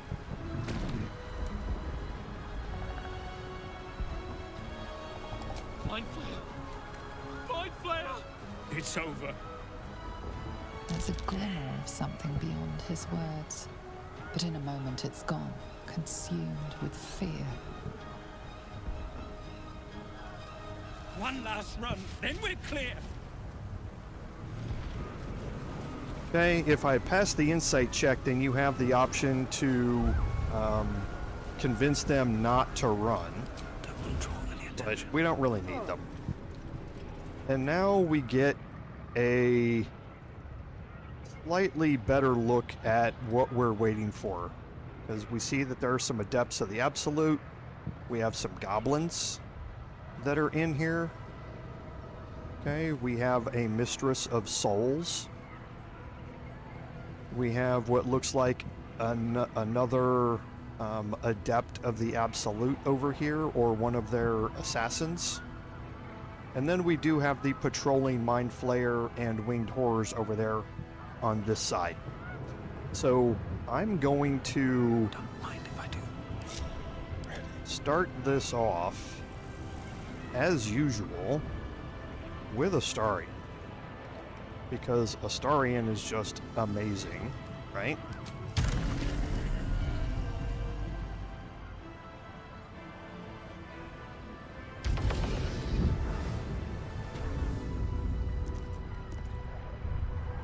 Okay, and here's the courtyard. So, Winged Horror. Here are the goblins over here. Trust me, there's a lot more that you are not seeing right now. Okay, but let's look at somebody that we have the ability to take out. Okay, so the Mistress of Souls here, she looks like a good candidate. The Inquisitor of the Absolute might be another fun one to take out. Well, let's fly down here. The only ones who are patrolling is this group over here, right there. And they don't come all the way down here. You'll see them get to here and then turn around.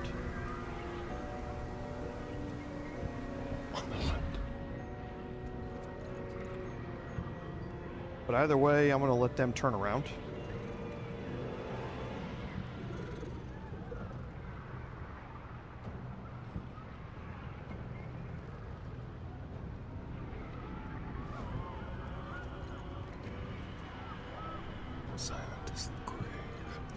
See, we have an Illithid Arcanist down here.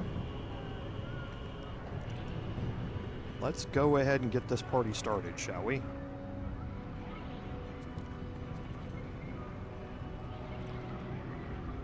Rolled a crit right off the bat. We'll throw sneak attack on that, and that just one-shots. So the enemy's now surprised. So we will fly back up here. Deal with the Mistress of Souls next. There's another crit.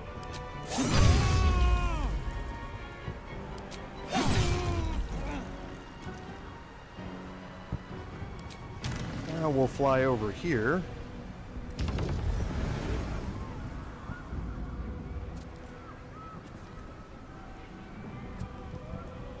Didn't roll a crit that time.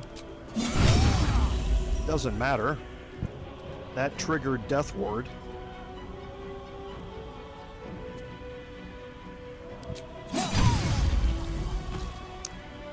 And now we have all these lovely low hit point goblins over here.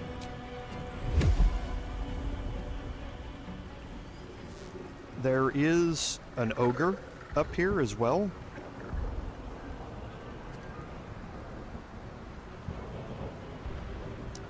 So I'm trying to think where I best want to place this.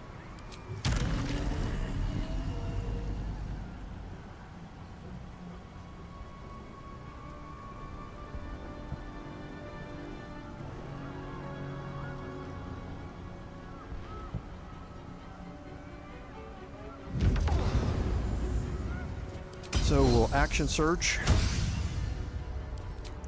We will use an arrow of many targets.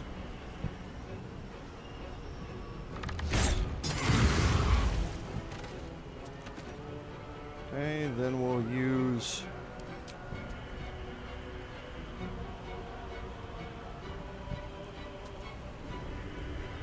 don't think I can reach here.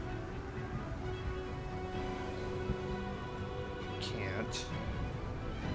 But now we'll just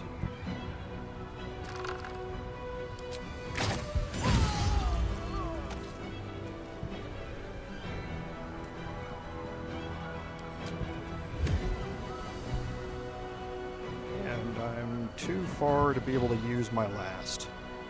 So Astarion cleared out half of the enemies in here all by himself on his first turn, and they're all still surprised. So yeah, that's a thing. Astarion with this gear is just OP. I mean, he's just crazy. The amount of damage he can deal out on a surprise round is just a little stupid. Okay. So now for me, before we end that turn, why am I doing this?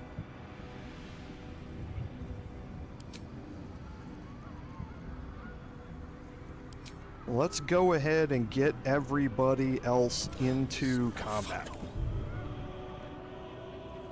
So I'm gonna fly Gale.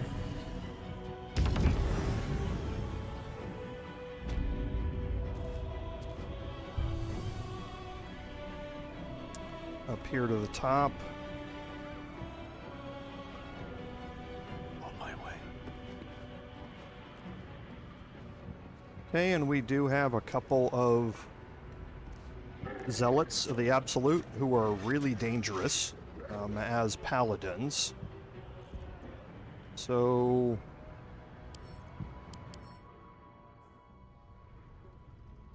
it's got Fire Shield Warm. So he's resistant to cold damage. They don't have any resistances.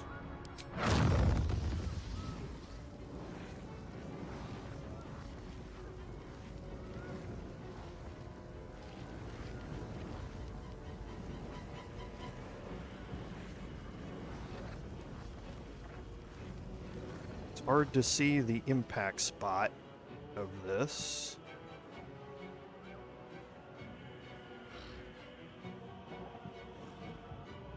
Okay, he's gonna have to move over to the other side to see past the statue. That's fine.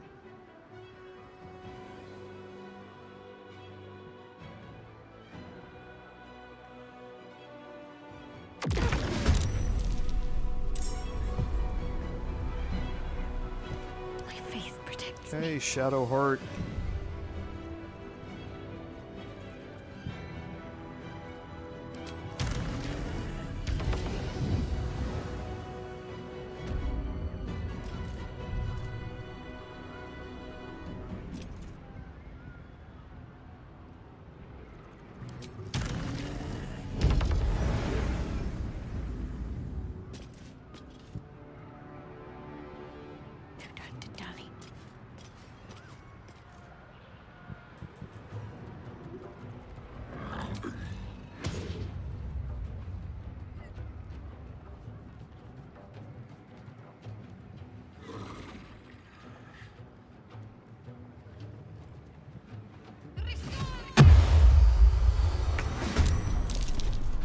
Okay, is going to bring her gnawing horde into the fight first.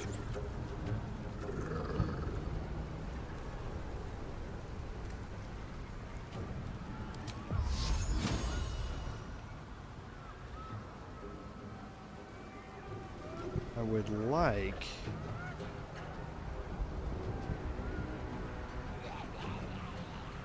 to do something else with her. Let's see if I can move her here first. Okay, still a little bit too far.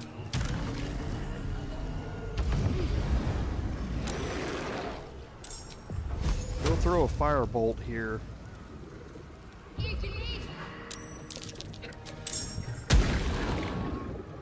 Did I hit him? I thought I clicked on the smoke powder barrel. Okay.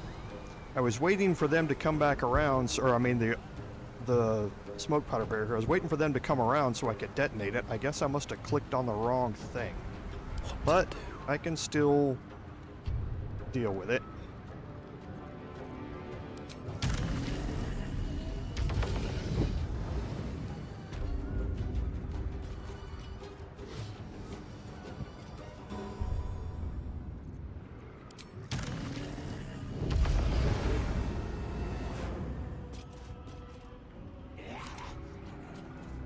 Okay, the Emperor is hidden. Taking my time in the shadows.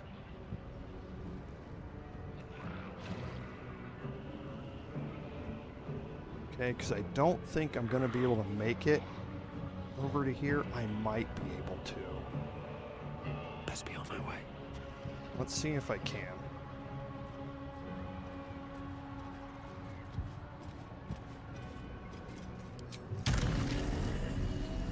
I can.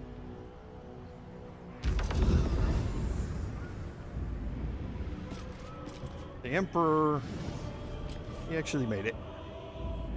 Okay, good.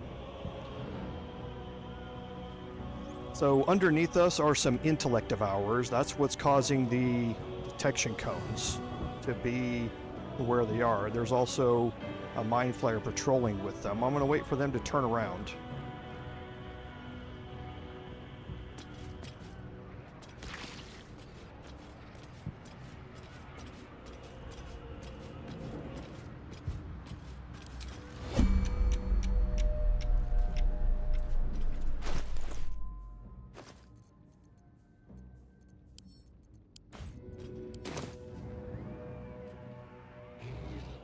Good idea, I think.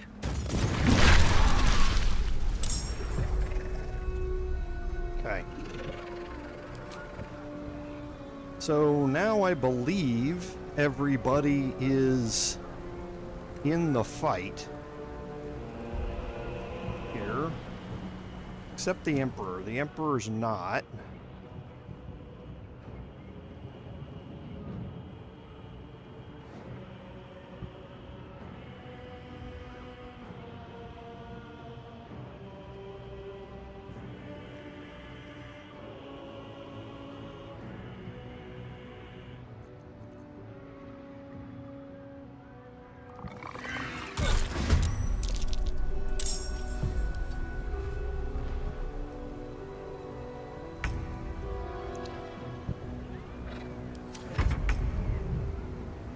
So now Astarion's second turn.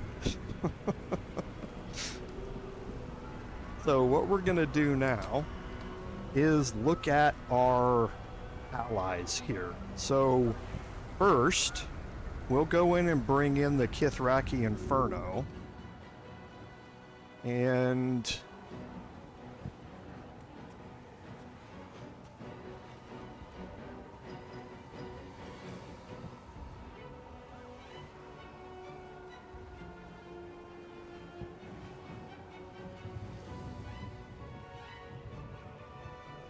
did that take, or was target blocked? I think target was blocked. We're gonna move down here anyway.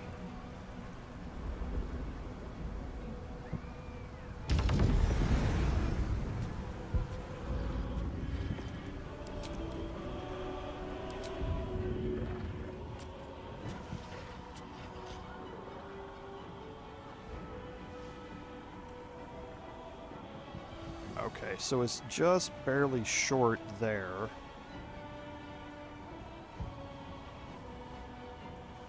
There, I can get them both.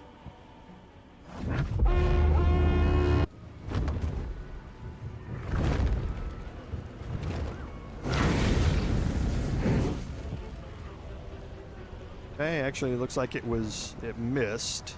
No, it hit. It hit, they just saved. This guy did not save against it.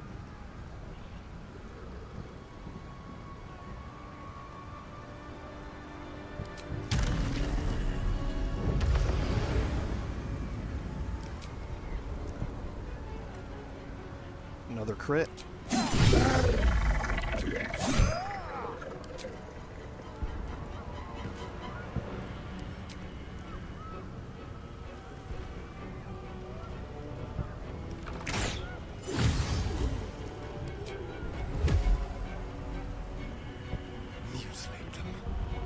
Another crit.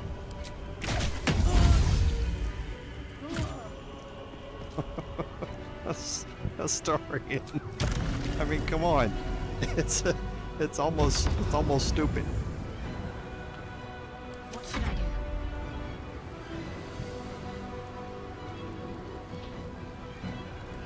Feel my mistress.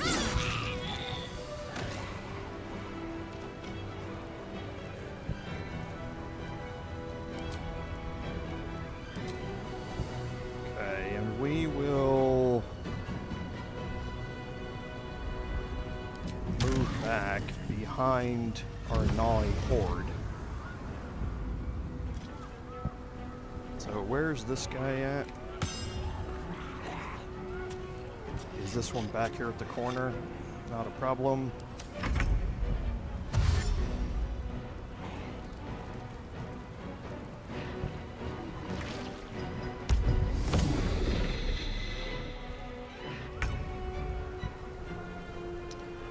Okay, now Gale.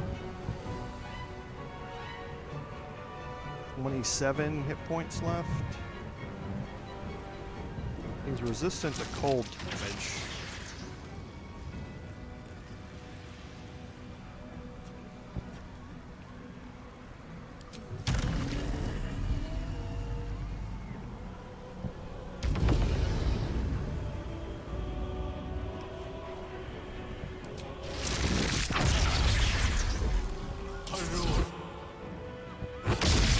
Not lightning damage.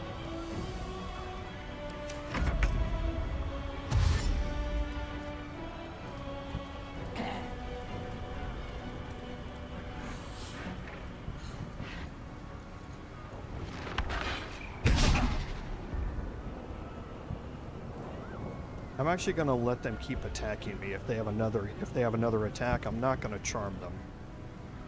I don't want them going after the Emperor.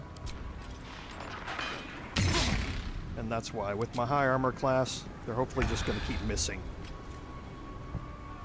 Alright. So...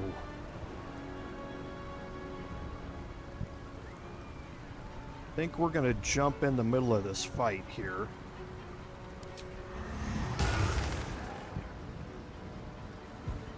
Going to use the Hellcrawler ability.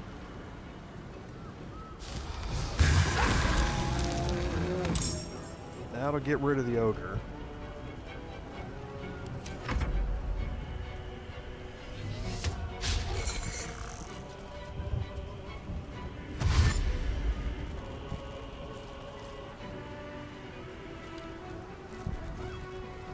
so it looks like that Mind Flayer might go after the Emperor here.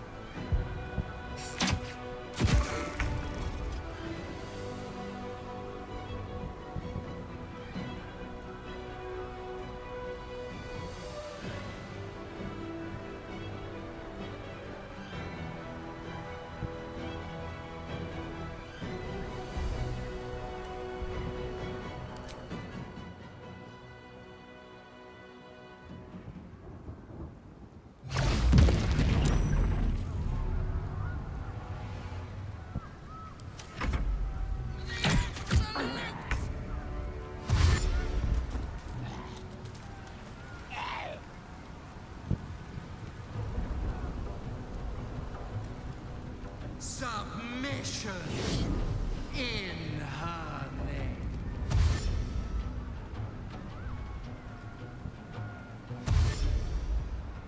Yes, he's gonna go after the Emperor, I think. Okay, and Astarion again. I think Astarion is now going to start working his way toward the back here.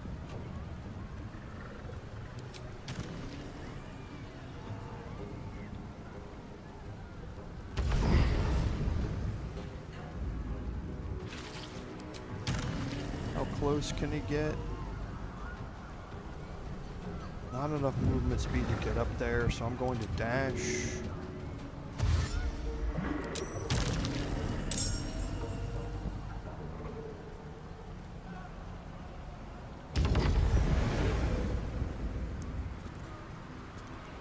Now, hopefully, I can one-shot this winged horror.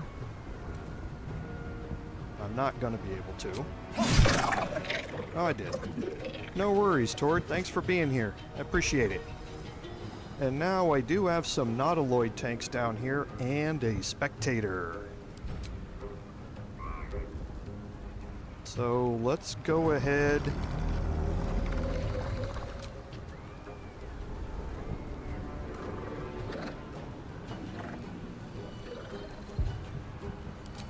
I'm gonna move out of the way here.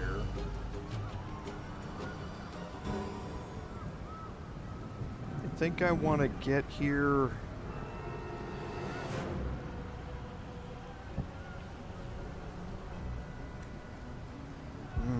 I would like to get in there so that he has disadvantage on the ranged attack, but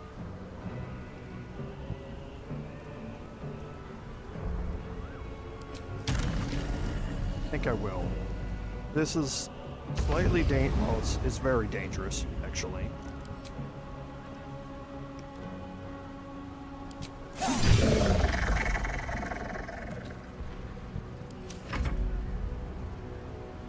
Okay, so now Shadowheart versus the Mind Flayer.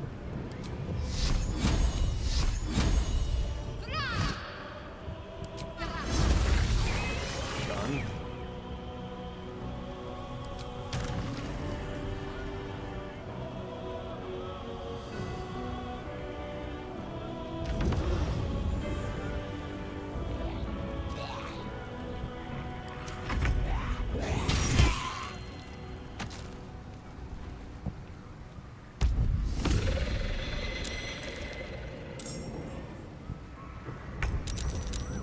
Calling in some more goblins. That's really not going to help. How far can Gale Misty Step?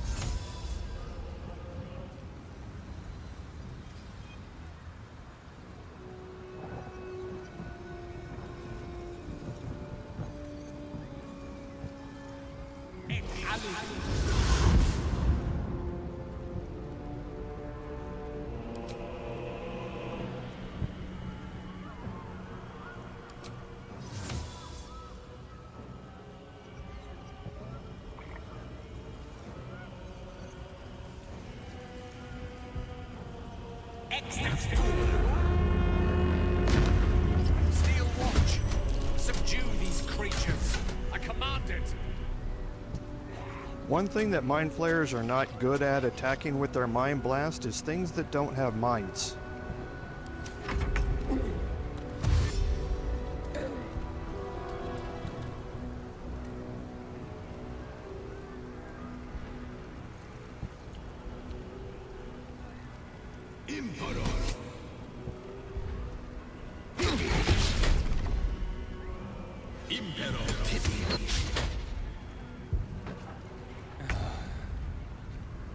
Alright, so let's start dropping the pain here.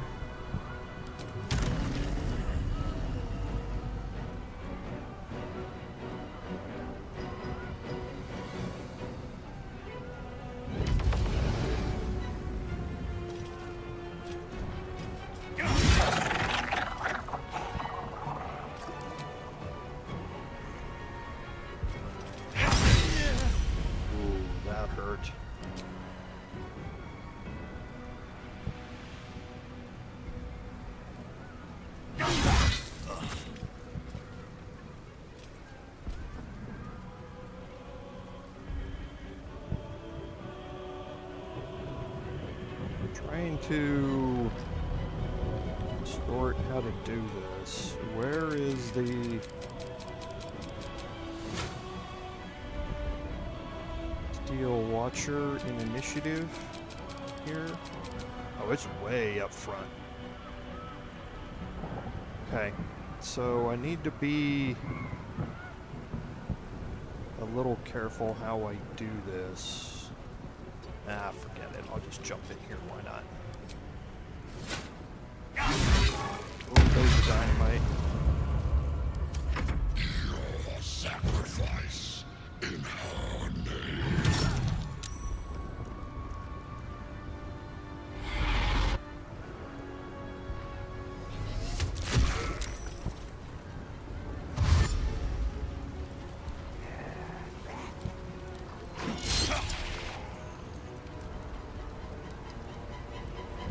I don't think they have an extra attack. They don't.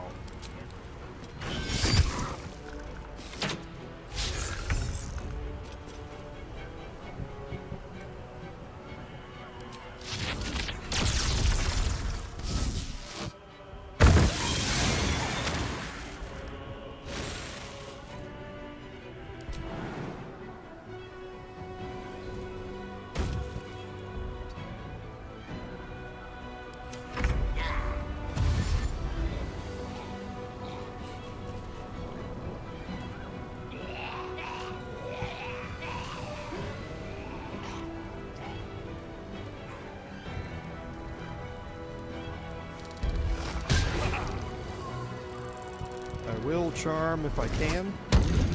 And he saved. Not unexpected.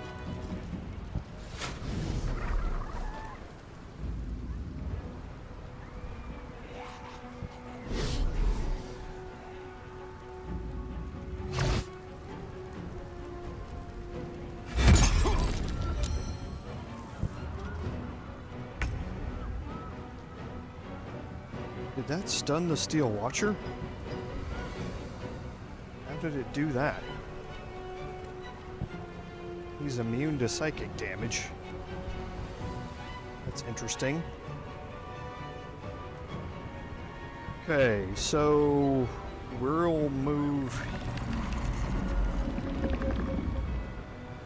I would prefer to throw here. Another crit. Oh, I just love it. Oh, jeez. It's so stupid. Not a crit that time.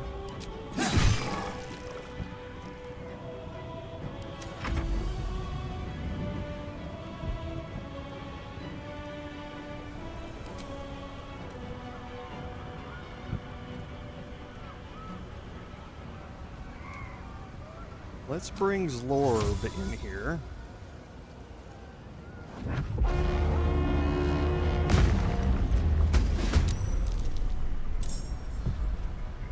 Okay, and the strange ox here. Immune to acid damage, resistant to lightning and slashing damage, 292 hit points, a level 11 ooze.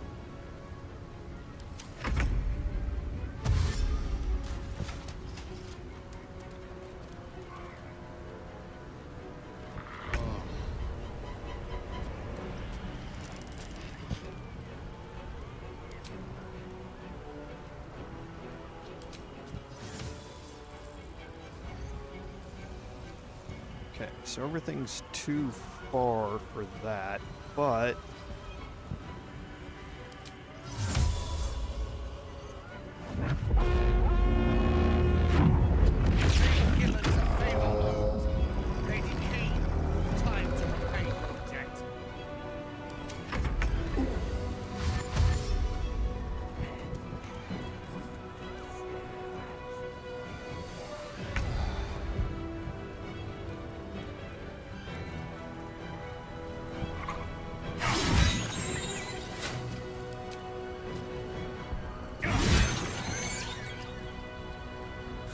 You can take me on.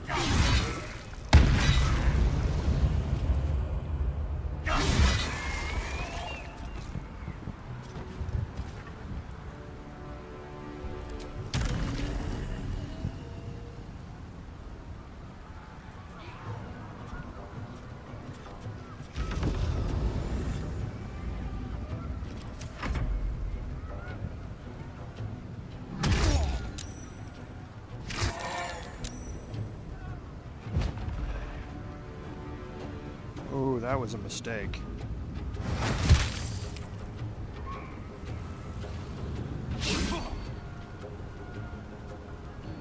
I don't think he's got extra attack.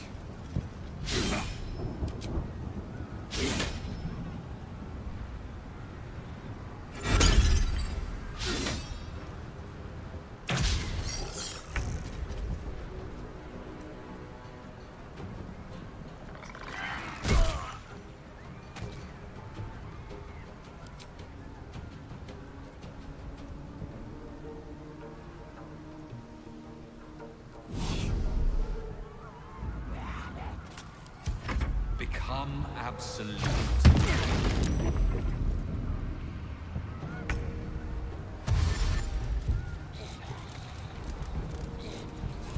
Oh, I wish you wouldn't have moved there.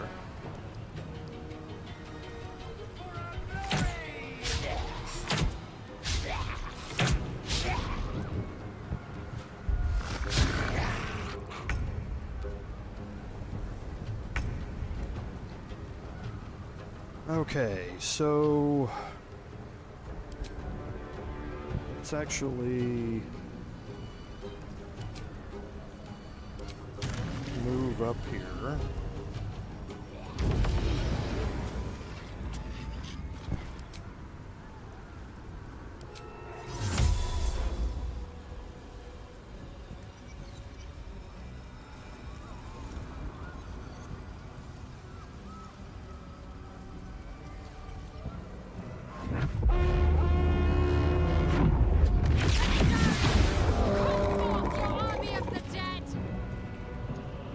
What you get is a werewolf, a ghast, a giant skeleton, and 2 giant skeletons that come in. Now they have Sacred Defiance, so they have advantage against turn undead. It's not like anybody here is going to use it anyway. And now here, I wish they hadn't have moved in here.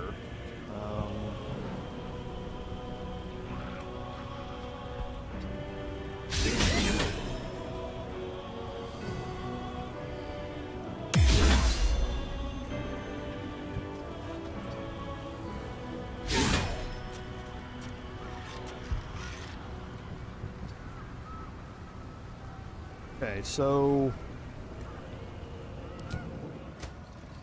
there, I can just get it to land.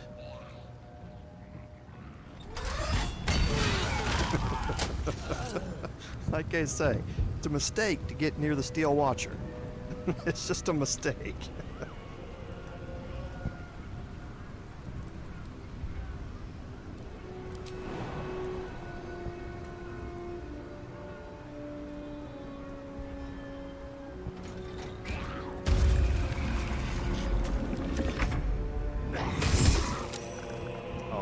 Saved.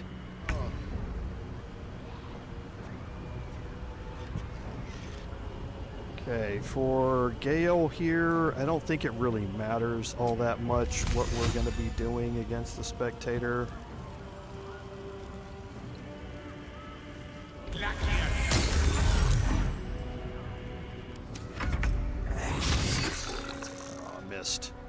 They're actually really good at paralyzing the mind flayers. Need to find a way forward.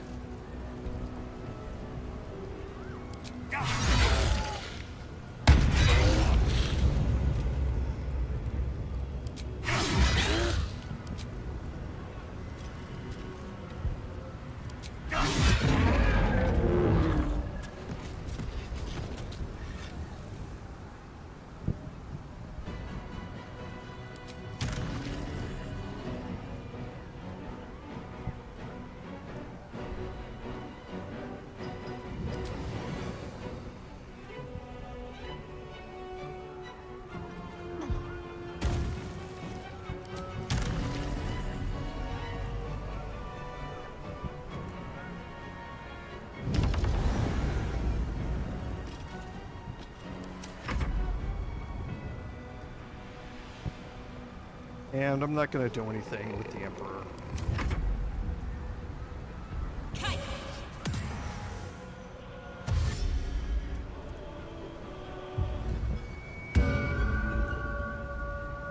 Nice.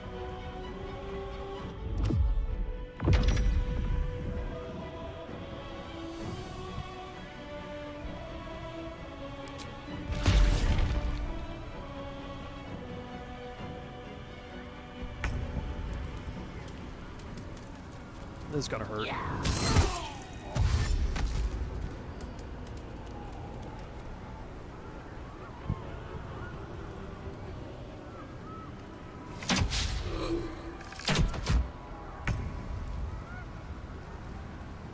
So, Zlorb has a 3d6 plus 2 plus 1d6 acid damage pseudopod attack that he can make. I was actually hoping that something would have still been alive around here, but the Steel Watcher and my Paladin took care of that, so not a lot for him to do, probably, for the rest of this. But you see what he is.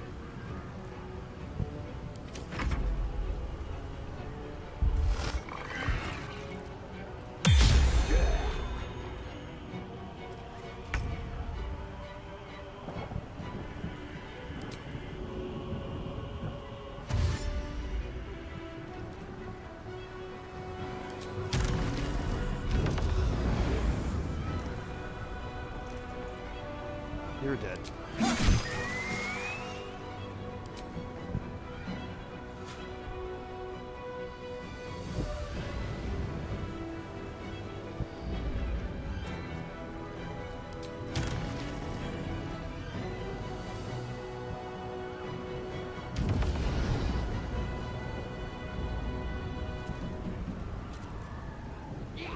If I get him up next to somebody, then yes, Skagan, that's true. He has abilities that are animal-based, his shape-shifting abilities.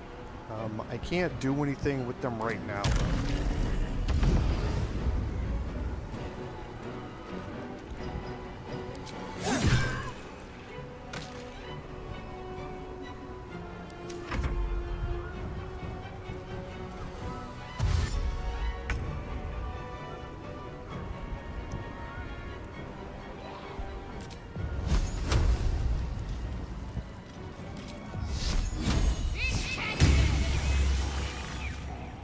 One poor little goblin left. And I don't think I can land this attack here. So well, I might be able to do, no, this I doubt I can. Like I say, he's just too covered up by enemies at this point, so it's a good problem to have. I may just end my turn and let Astarion's minions deal with them.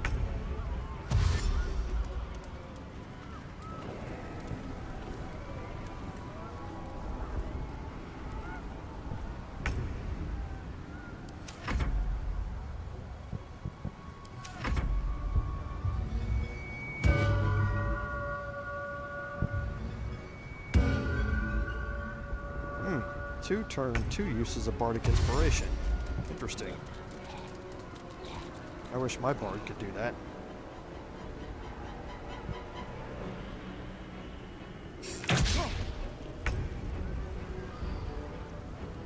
And yeah, I'm not going to be able to get him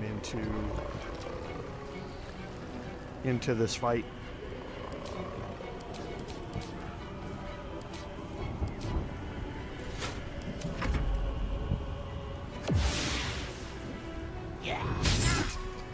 Missed. There we go. It's growing in power.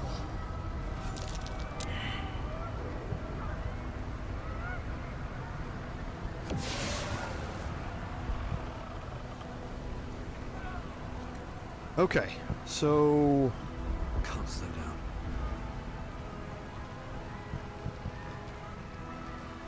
we'll move everybody central here to this area before we get ready for the next thing. Because we want to go back and use, and that's burned out now, good. I'm gonna wait for that to actually go away. There we go.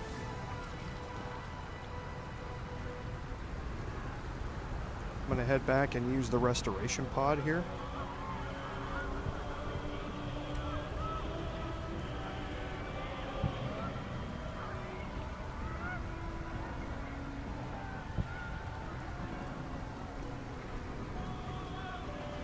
Let's see. Okay, and that gets everybody's spell slots back. Trust me. No one back home It will should ever believe also get back Kareska's favor.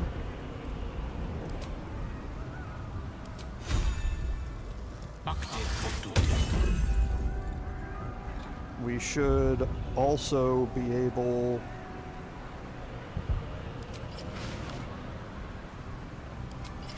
we still can't cast that.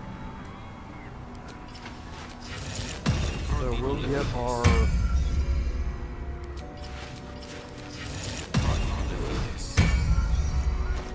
Arcane Rewards back up.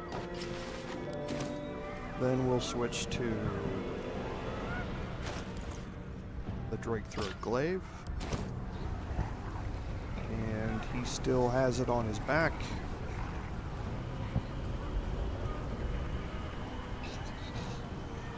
No, we still can't use it. These things, like I say, don't refresh all of that stuff either. Is that blood? No, never mind. Moving in.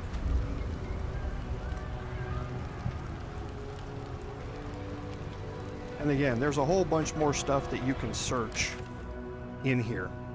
It's actually a pretty decent sized area. And you know what, come to think of it, how about we get into a fight that we don't have to today? That way we can save this upper area, the fight at the top of the stem, and the Netherbrain for next week. I think that'll be a good breakdown of things to do versus time. Since we have 40 minutes left here, we can certainly get into another big fight. It's a fight we don't have to have. But let's go kind of open up the area around here a little bit, just so you can kind of see where we are. Okay, we're gonna actually come up inside this room here. And there are a couple of chests in here. There's a couple of things you can search. There's one down here. There's another one over another cartilaginous chest over near where our party was.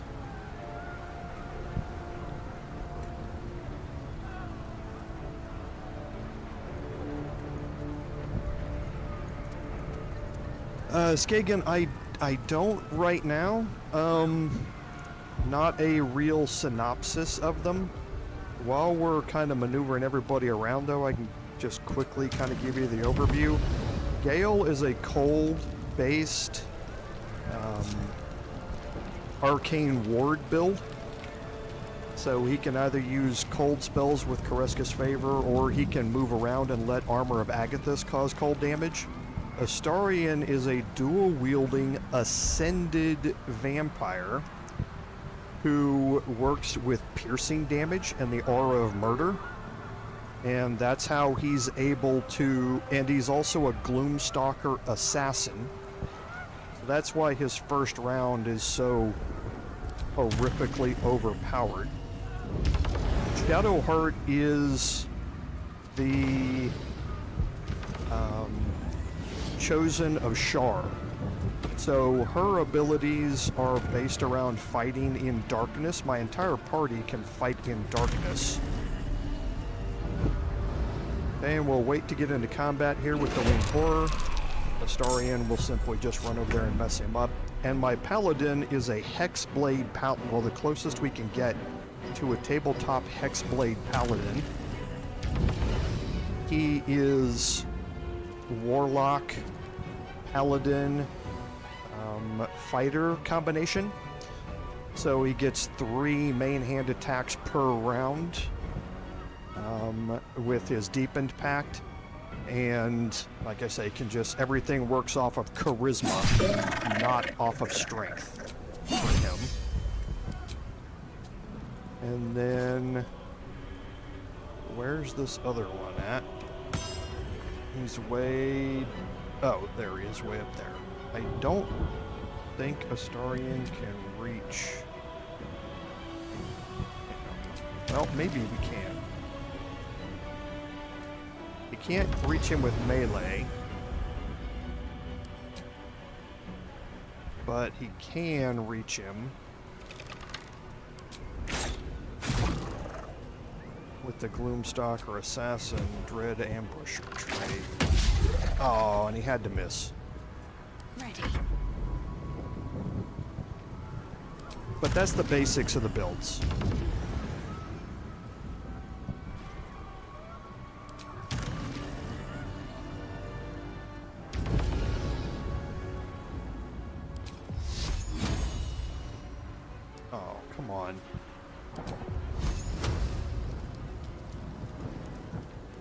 Oh, it's because he's out of sight behind the lip of this.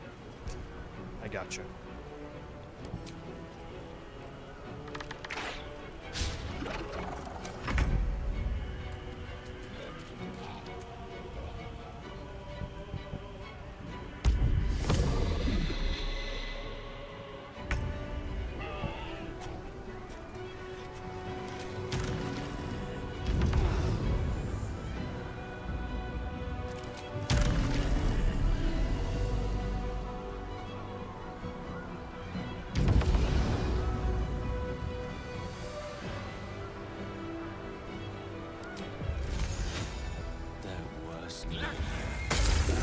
And there we go. Yeah, maybe I'll put together a video discussing them. I have another playthrough running with the Bard as well. And maybe after all that's done, I can, in the break from live streaming, then maybe I can put something together for that. That's a good idea.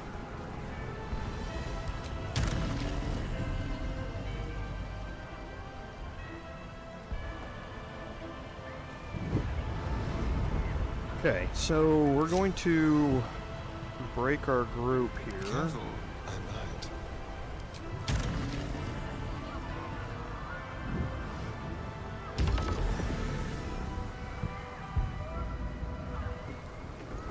Okay, and the fly ability, you can see where it gets us up here. You can actually take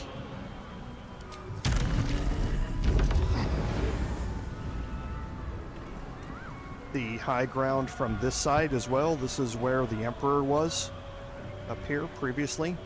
So just another way to get up here. We are not going to go that way though.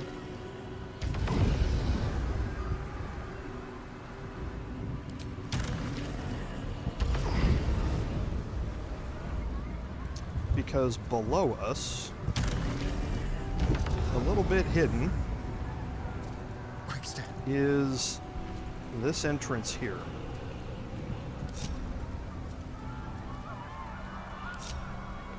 Shouldn't have wished to live in more interesting times. Time to press ahead. What's next? Don't know if the ghouls will be able to jump down here or not. This way. Doesn't matter if they can't, we can summon them again. Charmed, I'm sure.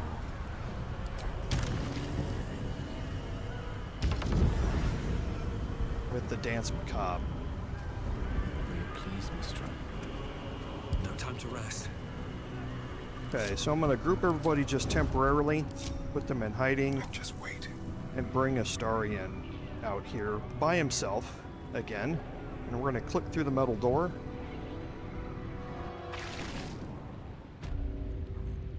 If you come through here all together, you will overlap the detection cone of the goblin boss here, and you'll all be brought into combat. This way it allows me to come in just with one. And with that one being Astarion, things are going to go badly for the goblin boss here, right?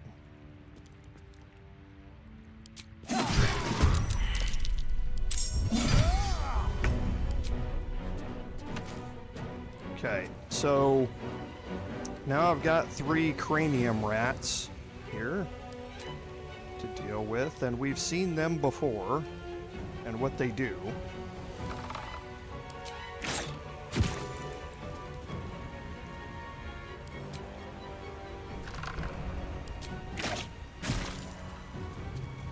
And again, because of his additional actions on that first turn,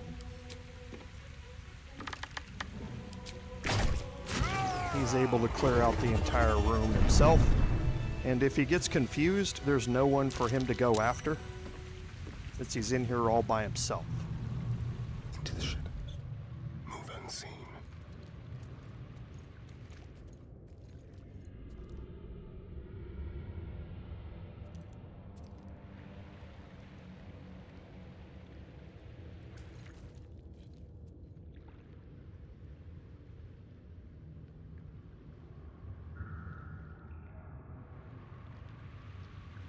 You know, that's interesting. I actually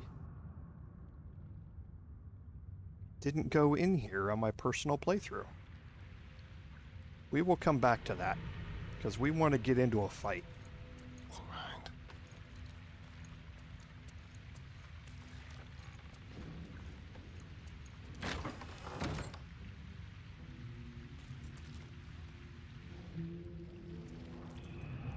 Okay, so in here we have some zealots, some goblins, and again, the zealots are paladins. We have some adepts. And then we also have an illithid arcanist down here, I believe, at the other end. We have some necromites. They're sitting over here at this side. So we're going to move in here again with Astarion. Since this is covered up with a detection cone, we're going to head this way and go after the adept. Nope. Forgot about that.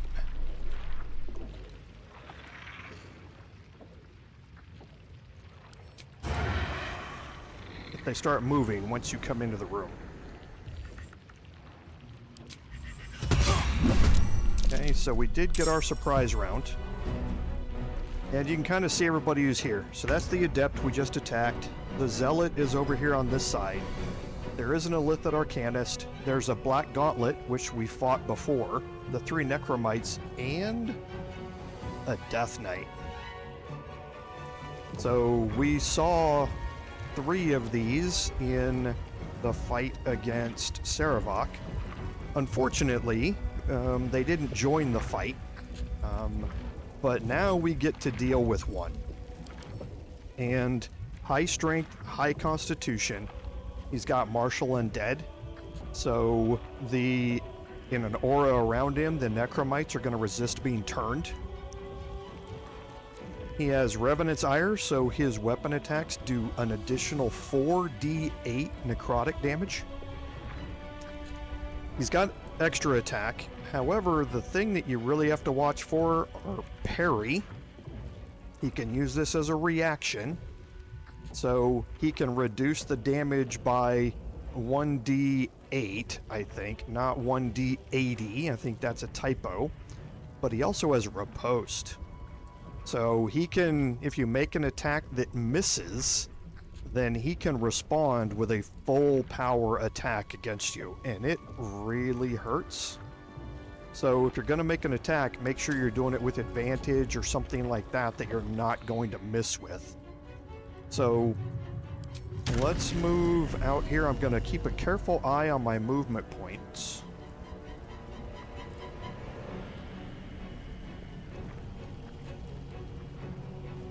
Why can't you find a path? Oh, because of the stupid door.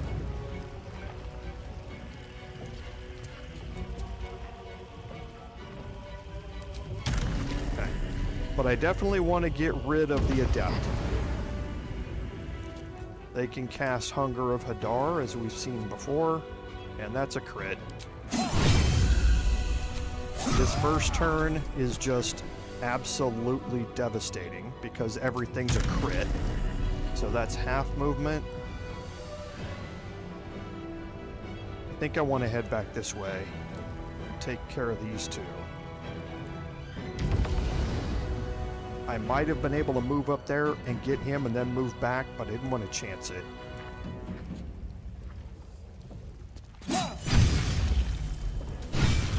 He's done.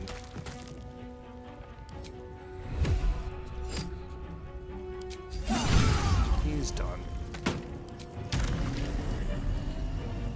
And let's make our way back toward the door.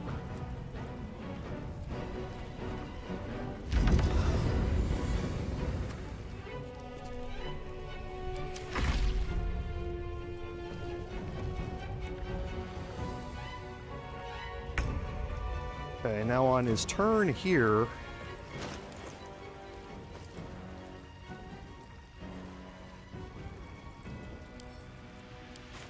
we're going to throw a smoke powder bomb.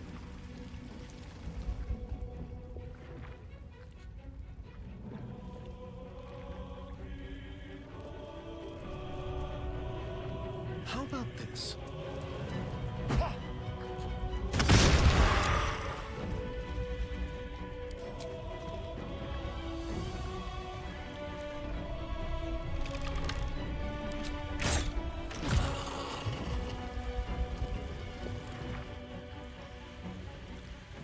I'm going to dash. And we're going to fly our way back out of the room.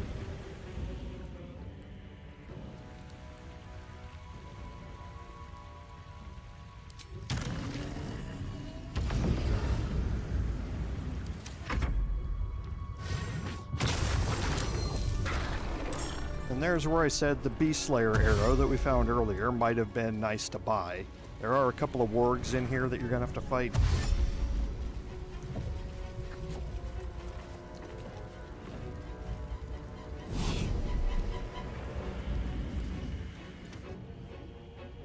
Didn't expect to be able to reach me from there, but that was a mistake on my part.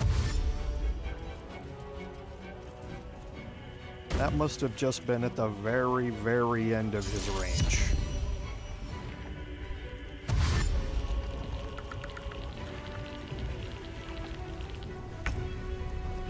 Okay, so let's bring everybody else in.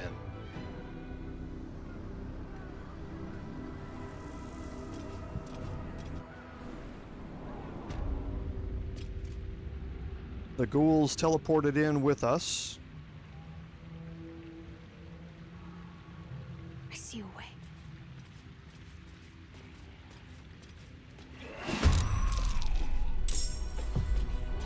The ghouls entered combat way back there because they're not in hiding.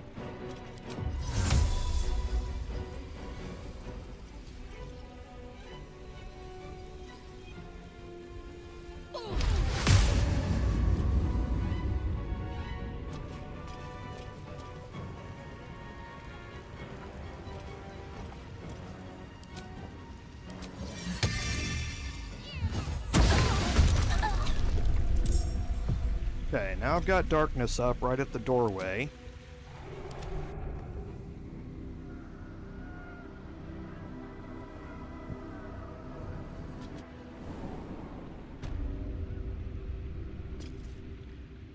Light on my feet. So now we'll see if this darkness is going to bring me into combat or not.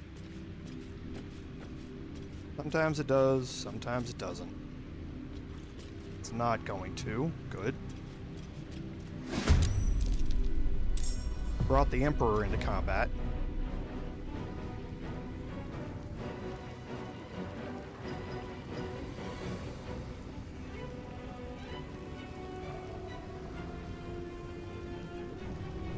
I would like to get here.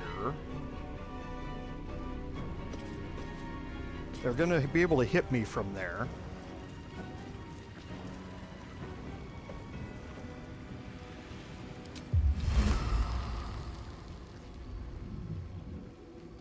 I'm still concentrating on friends. That's kind of funny.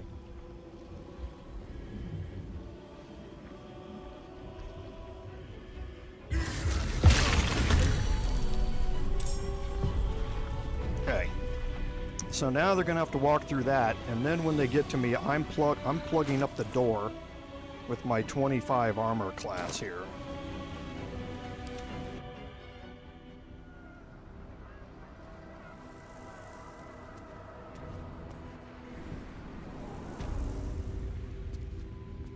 Let's explore. And again, since everybody is able to fight in darkness, well, except for the Emperor and the ghouls, I'm going to bring Gale in here.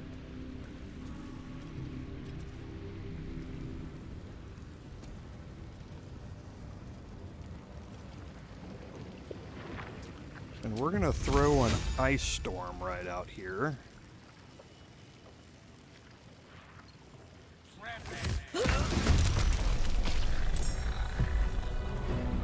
And just have everybody fall down for a while too.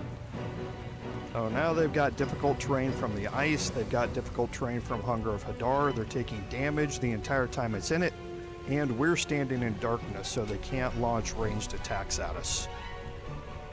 So I'll get Astarion up here in front of Gale.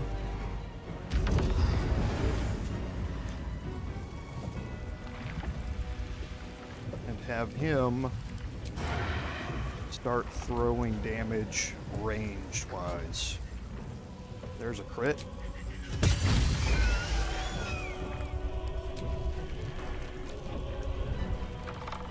There's another crit. I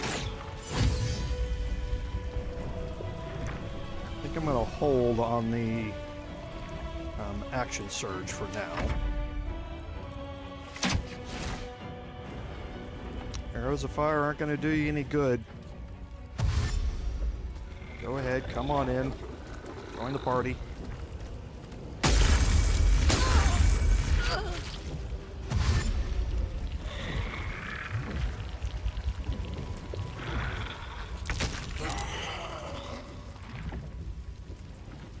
Okay, so I'm going to throw sneak attack here.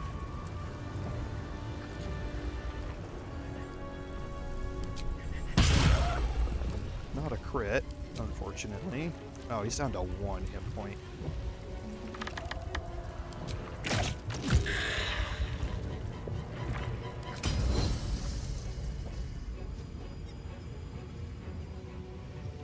No, I'm gonna save that. I'm gonna save that. I'm ready.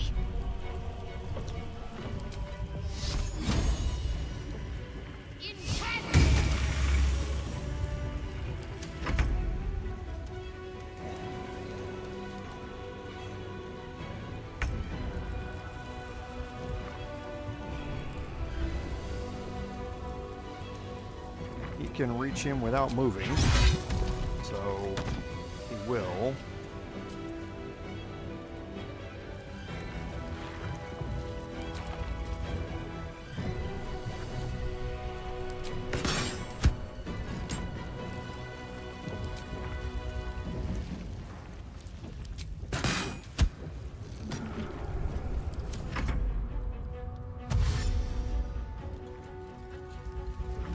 on in here.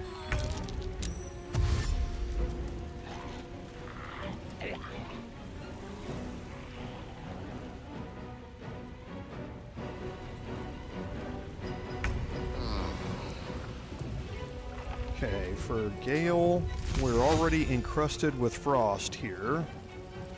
Let's see if we can get chilled.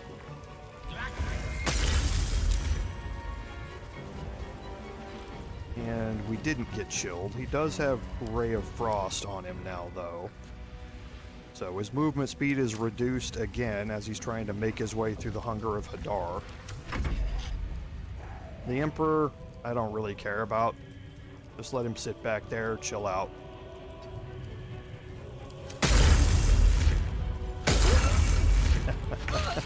A whole bunch of people falling prone and ending their turns.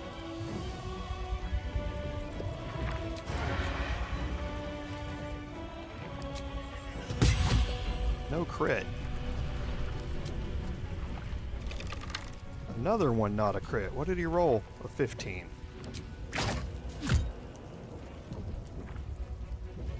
Got to keep fighting.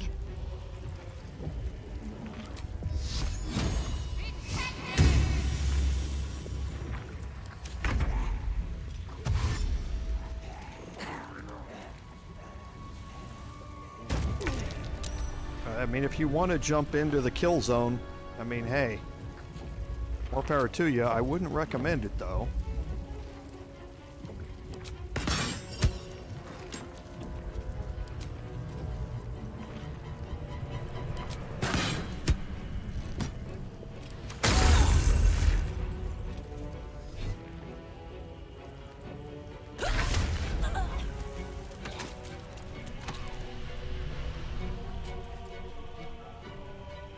That was much more sensible. Okay, so let's see if we can get a kill here. Oh, so close. Oh, we saved. So close.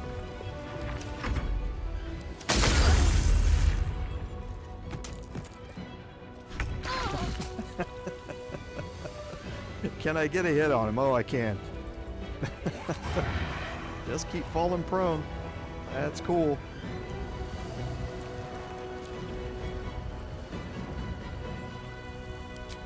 And that'll end that. So, and that. And that. Not as bad as it could have.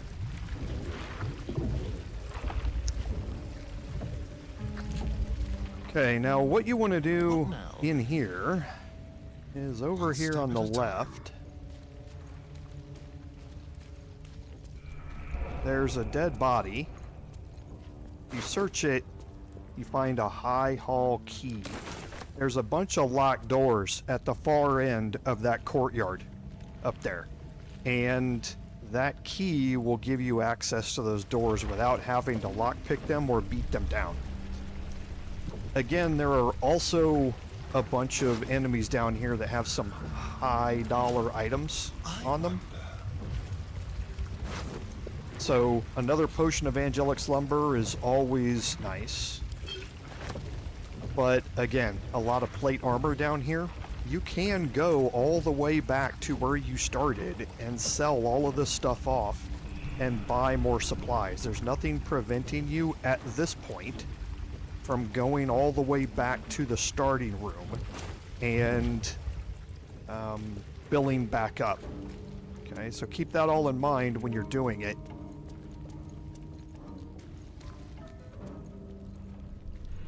I'm just going to have Astarion make his way around here. Open up the rest of the map. Is there actually something up there? No. This looks like there might be.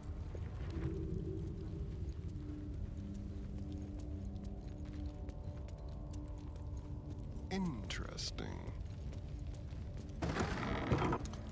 Okay, and a door here leads you into a room with a metal door in it.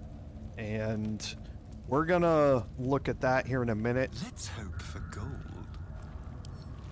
Should be easy.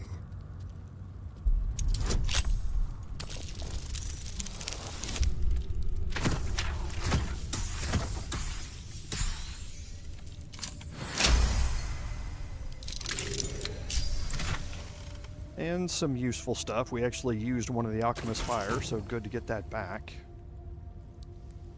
And for Astarion, let's get the parry up to wound healing.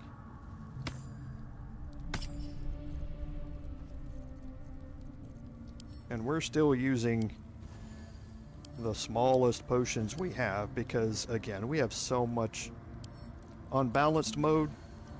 This really doesn't take a whole lot of thought.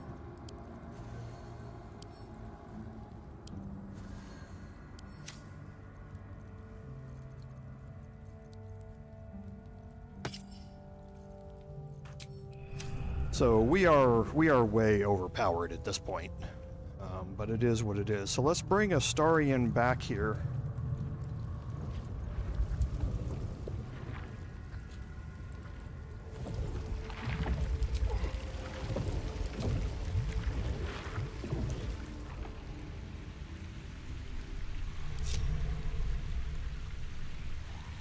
And I honestly have not been in this room.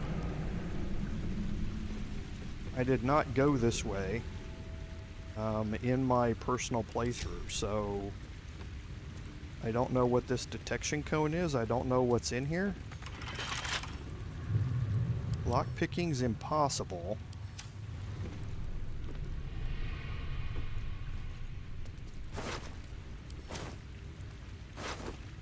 I don't think there's another key.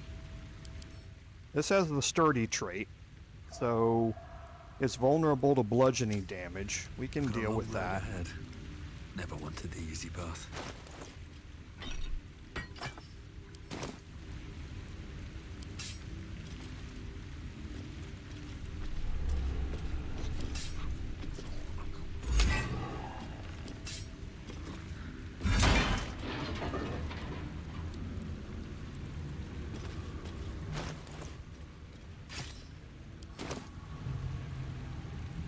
Keep your distance, darling. Go. Something over there. Oh, I guess so you could Misty Step through here and then use the lever to open it, if you'd like.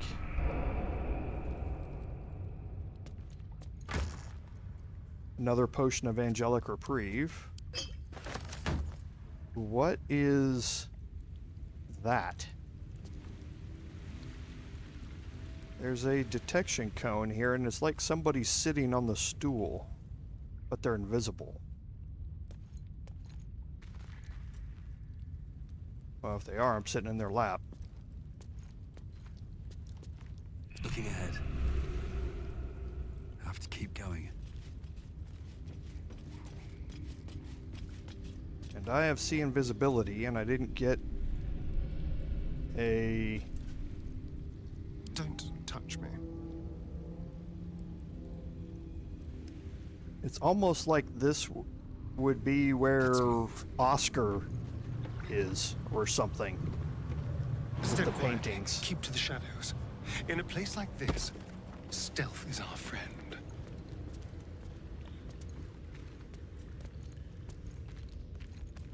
Okay. So, this is the other way up.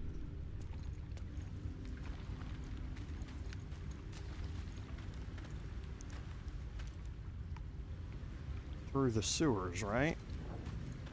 Yeah, you can't get that way.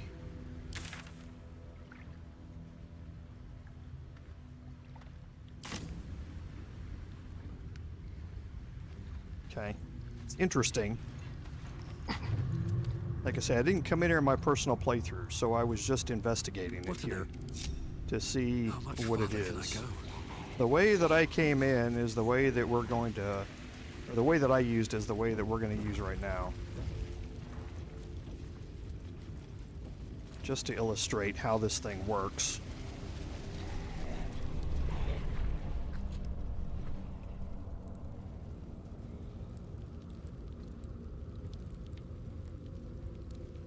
So what you would do if you're trying to bypass the combat is you would have this fight down here. You're not going to avoid a fight entirely, you just avoid the big fight up in the courtyard. You would go into hiding,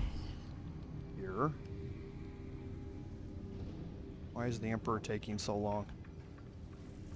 And then click on the door. Okay, you end up in this courtyard here. There's a button right over here on the wall. Here goes nothing. And that opens this door. These boots have seen Now you can see where we are. We're inside that room I was telling you about. Now, you wouldn't normally come out this door because the Mind Flayer is patrolling out here. So what you would do is you would come here and you can jump up to here and then jump down to here, and that lets you walk through into this area. Okay? So that key does allow you to come out of this door. It will unlock this door. If you don't have high enough strength or something to jump up here and you want to, in turn-based mode, try and sneak your way around while the Mind Flayer patrol is not here. But either way, that is how this would work. Here goes nothing. If you're trying to bypass the combat. Okay, that door should be unlocked by the High Hall key. Oh, no it doesn't. That key unlocks the other door up here. That's my fault. So yeah, you wouldn't come out this way. Should mind my step. But we need to get our ghouls out of here. So we'll have Astarion lockpick this. If it's lockpickable, it's not. It's medium toughness. It's weak to slashing. Still alive. That's easy. So that's progress.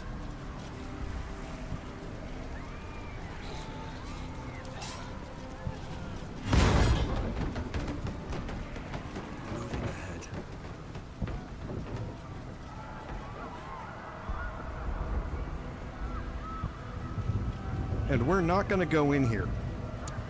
Once you do, you're going to get a cutscene, and a timer is going to start for the next big fight that you. Well, it's not really. Well, it is. I mean, it's a fight. It's a running fight, though, and you don't have to do it with everyone. You just have to do it with one character. So we're going to do it with Astarion, of course, because it's by far the easiest with his high movement speed and his ability to dash as a bonus action to do it with him. So as soon as we move in there, like I say, we're going to get a timer. So here's what's going to happen next week. The final confrontation is broken up into 3 parts. This first part here, this is the brainstem. As soon as we come in, we're going to get a cutscene about it and learn all about it. We have to climb higher to get up to the brainstem, and that's what these 2 staircases are for on each side. There are pros and cons to taking either of the 2 ways, but your goal is to get up to the top. Now, while you're making your way up to the top, enemies are going to be patrolling up there that you have to fight your way through, and they're going to have some reinforcements which cause an extra level of difficulty for the fight. Astarion is pretty good at doing it, and because we have a Hero's Feast and we have advantage on wisdom saves, that certainly helps quite a bit. Once we get to the top of this, we're going to have another cutscene, and then we're going to climb up to a big fight on top of the Netherbrain. There's an achievement involved with that fight, which I can probably illustrate here. I think it's going to be fairly straightforward on balanced difficulty. Astarion could probably almost solo it by himself. But we will take a look at that achievement when we're up there. And then and that fight's on a timer as well, just like this one here is. And then once we finish that, we will move into the final fight against the Netherbrain. That fight is also on a timer, but that fight is going to be over in 1 turn. It's very, very easy because of how we planned to do it here, and we're not going to play any games with the Netherbrain. We're going to use everything at our disposal to be able to kill it. So some people would call it cheese. I call it a judicial use of ordnance. And we will make sure that that fight ends. And then after that, that's probably going to take us the first hour and a half. And then the second half, we will do the endings and the epilogues. That's probably going to take about another 45 minutes of cutscenes and that sort of stuff.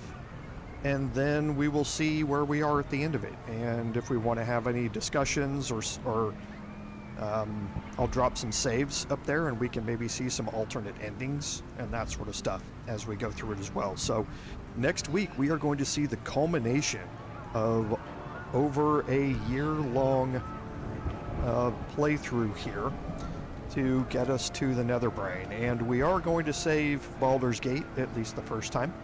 I will leave it up to y'all whether we save them on subsequent ones as we go through. So I think this gets us a good point to end the live stream here. So as always, thank you all for being here.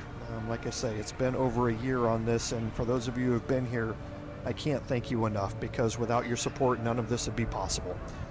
This is Commander Jorval saying, until next time, fare thee well.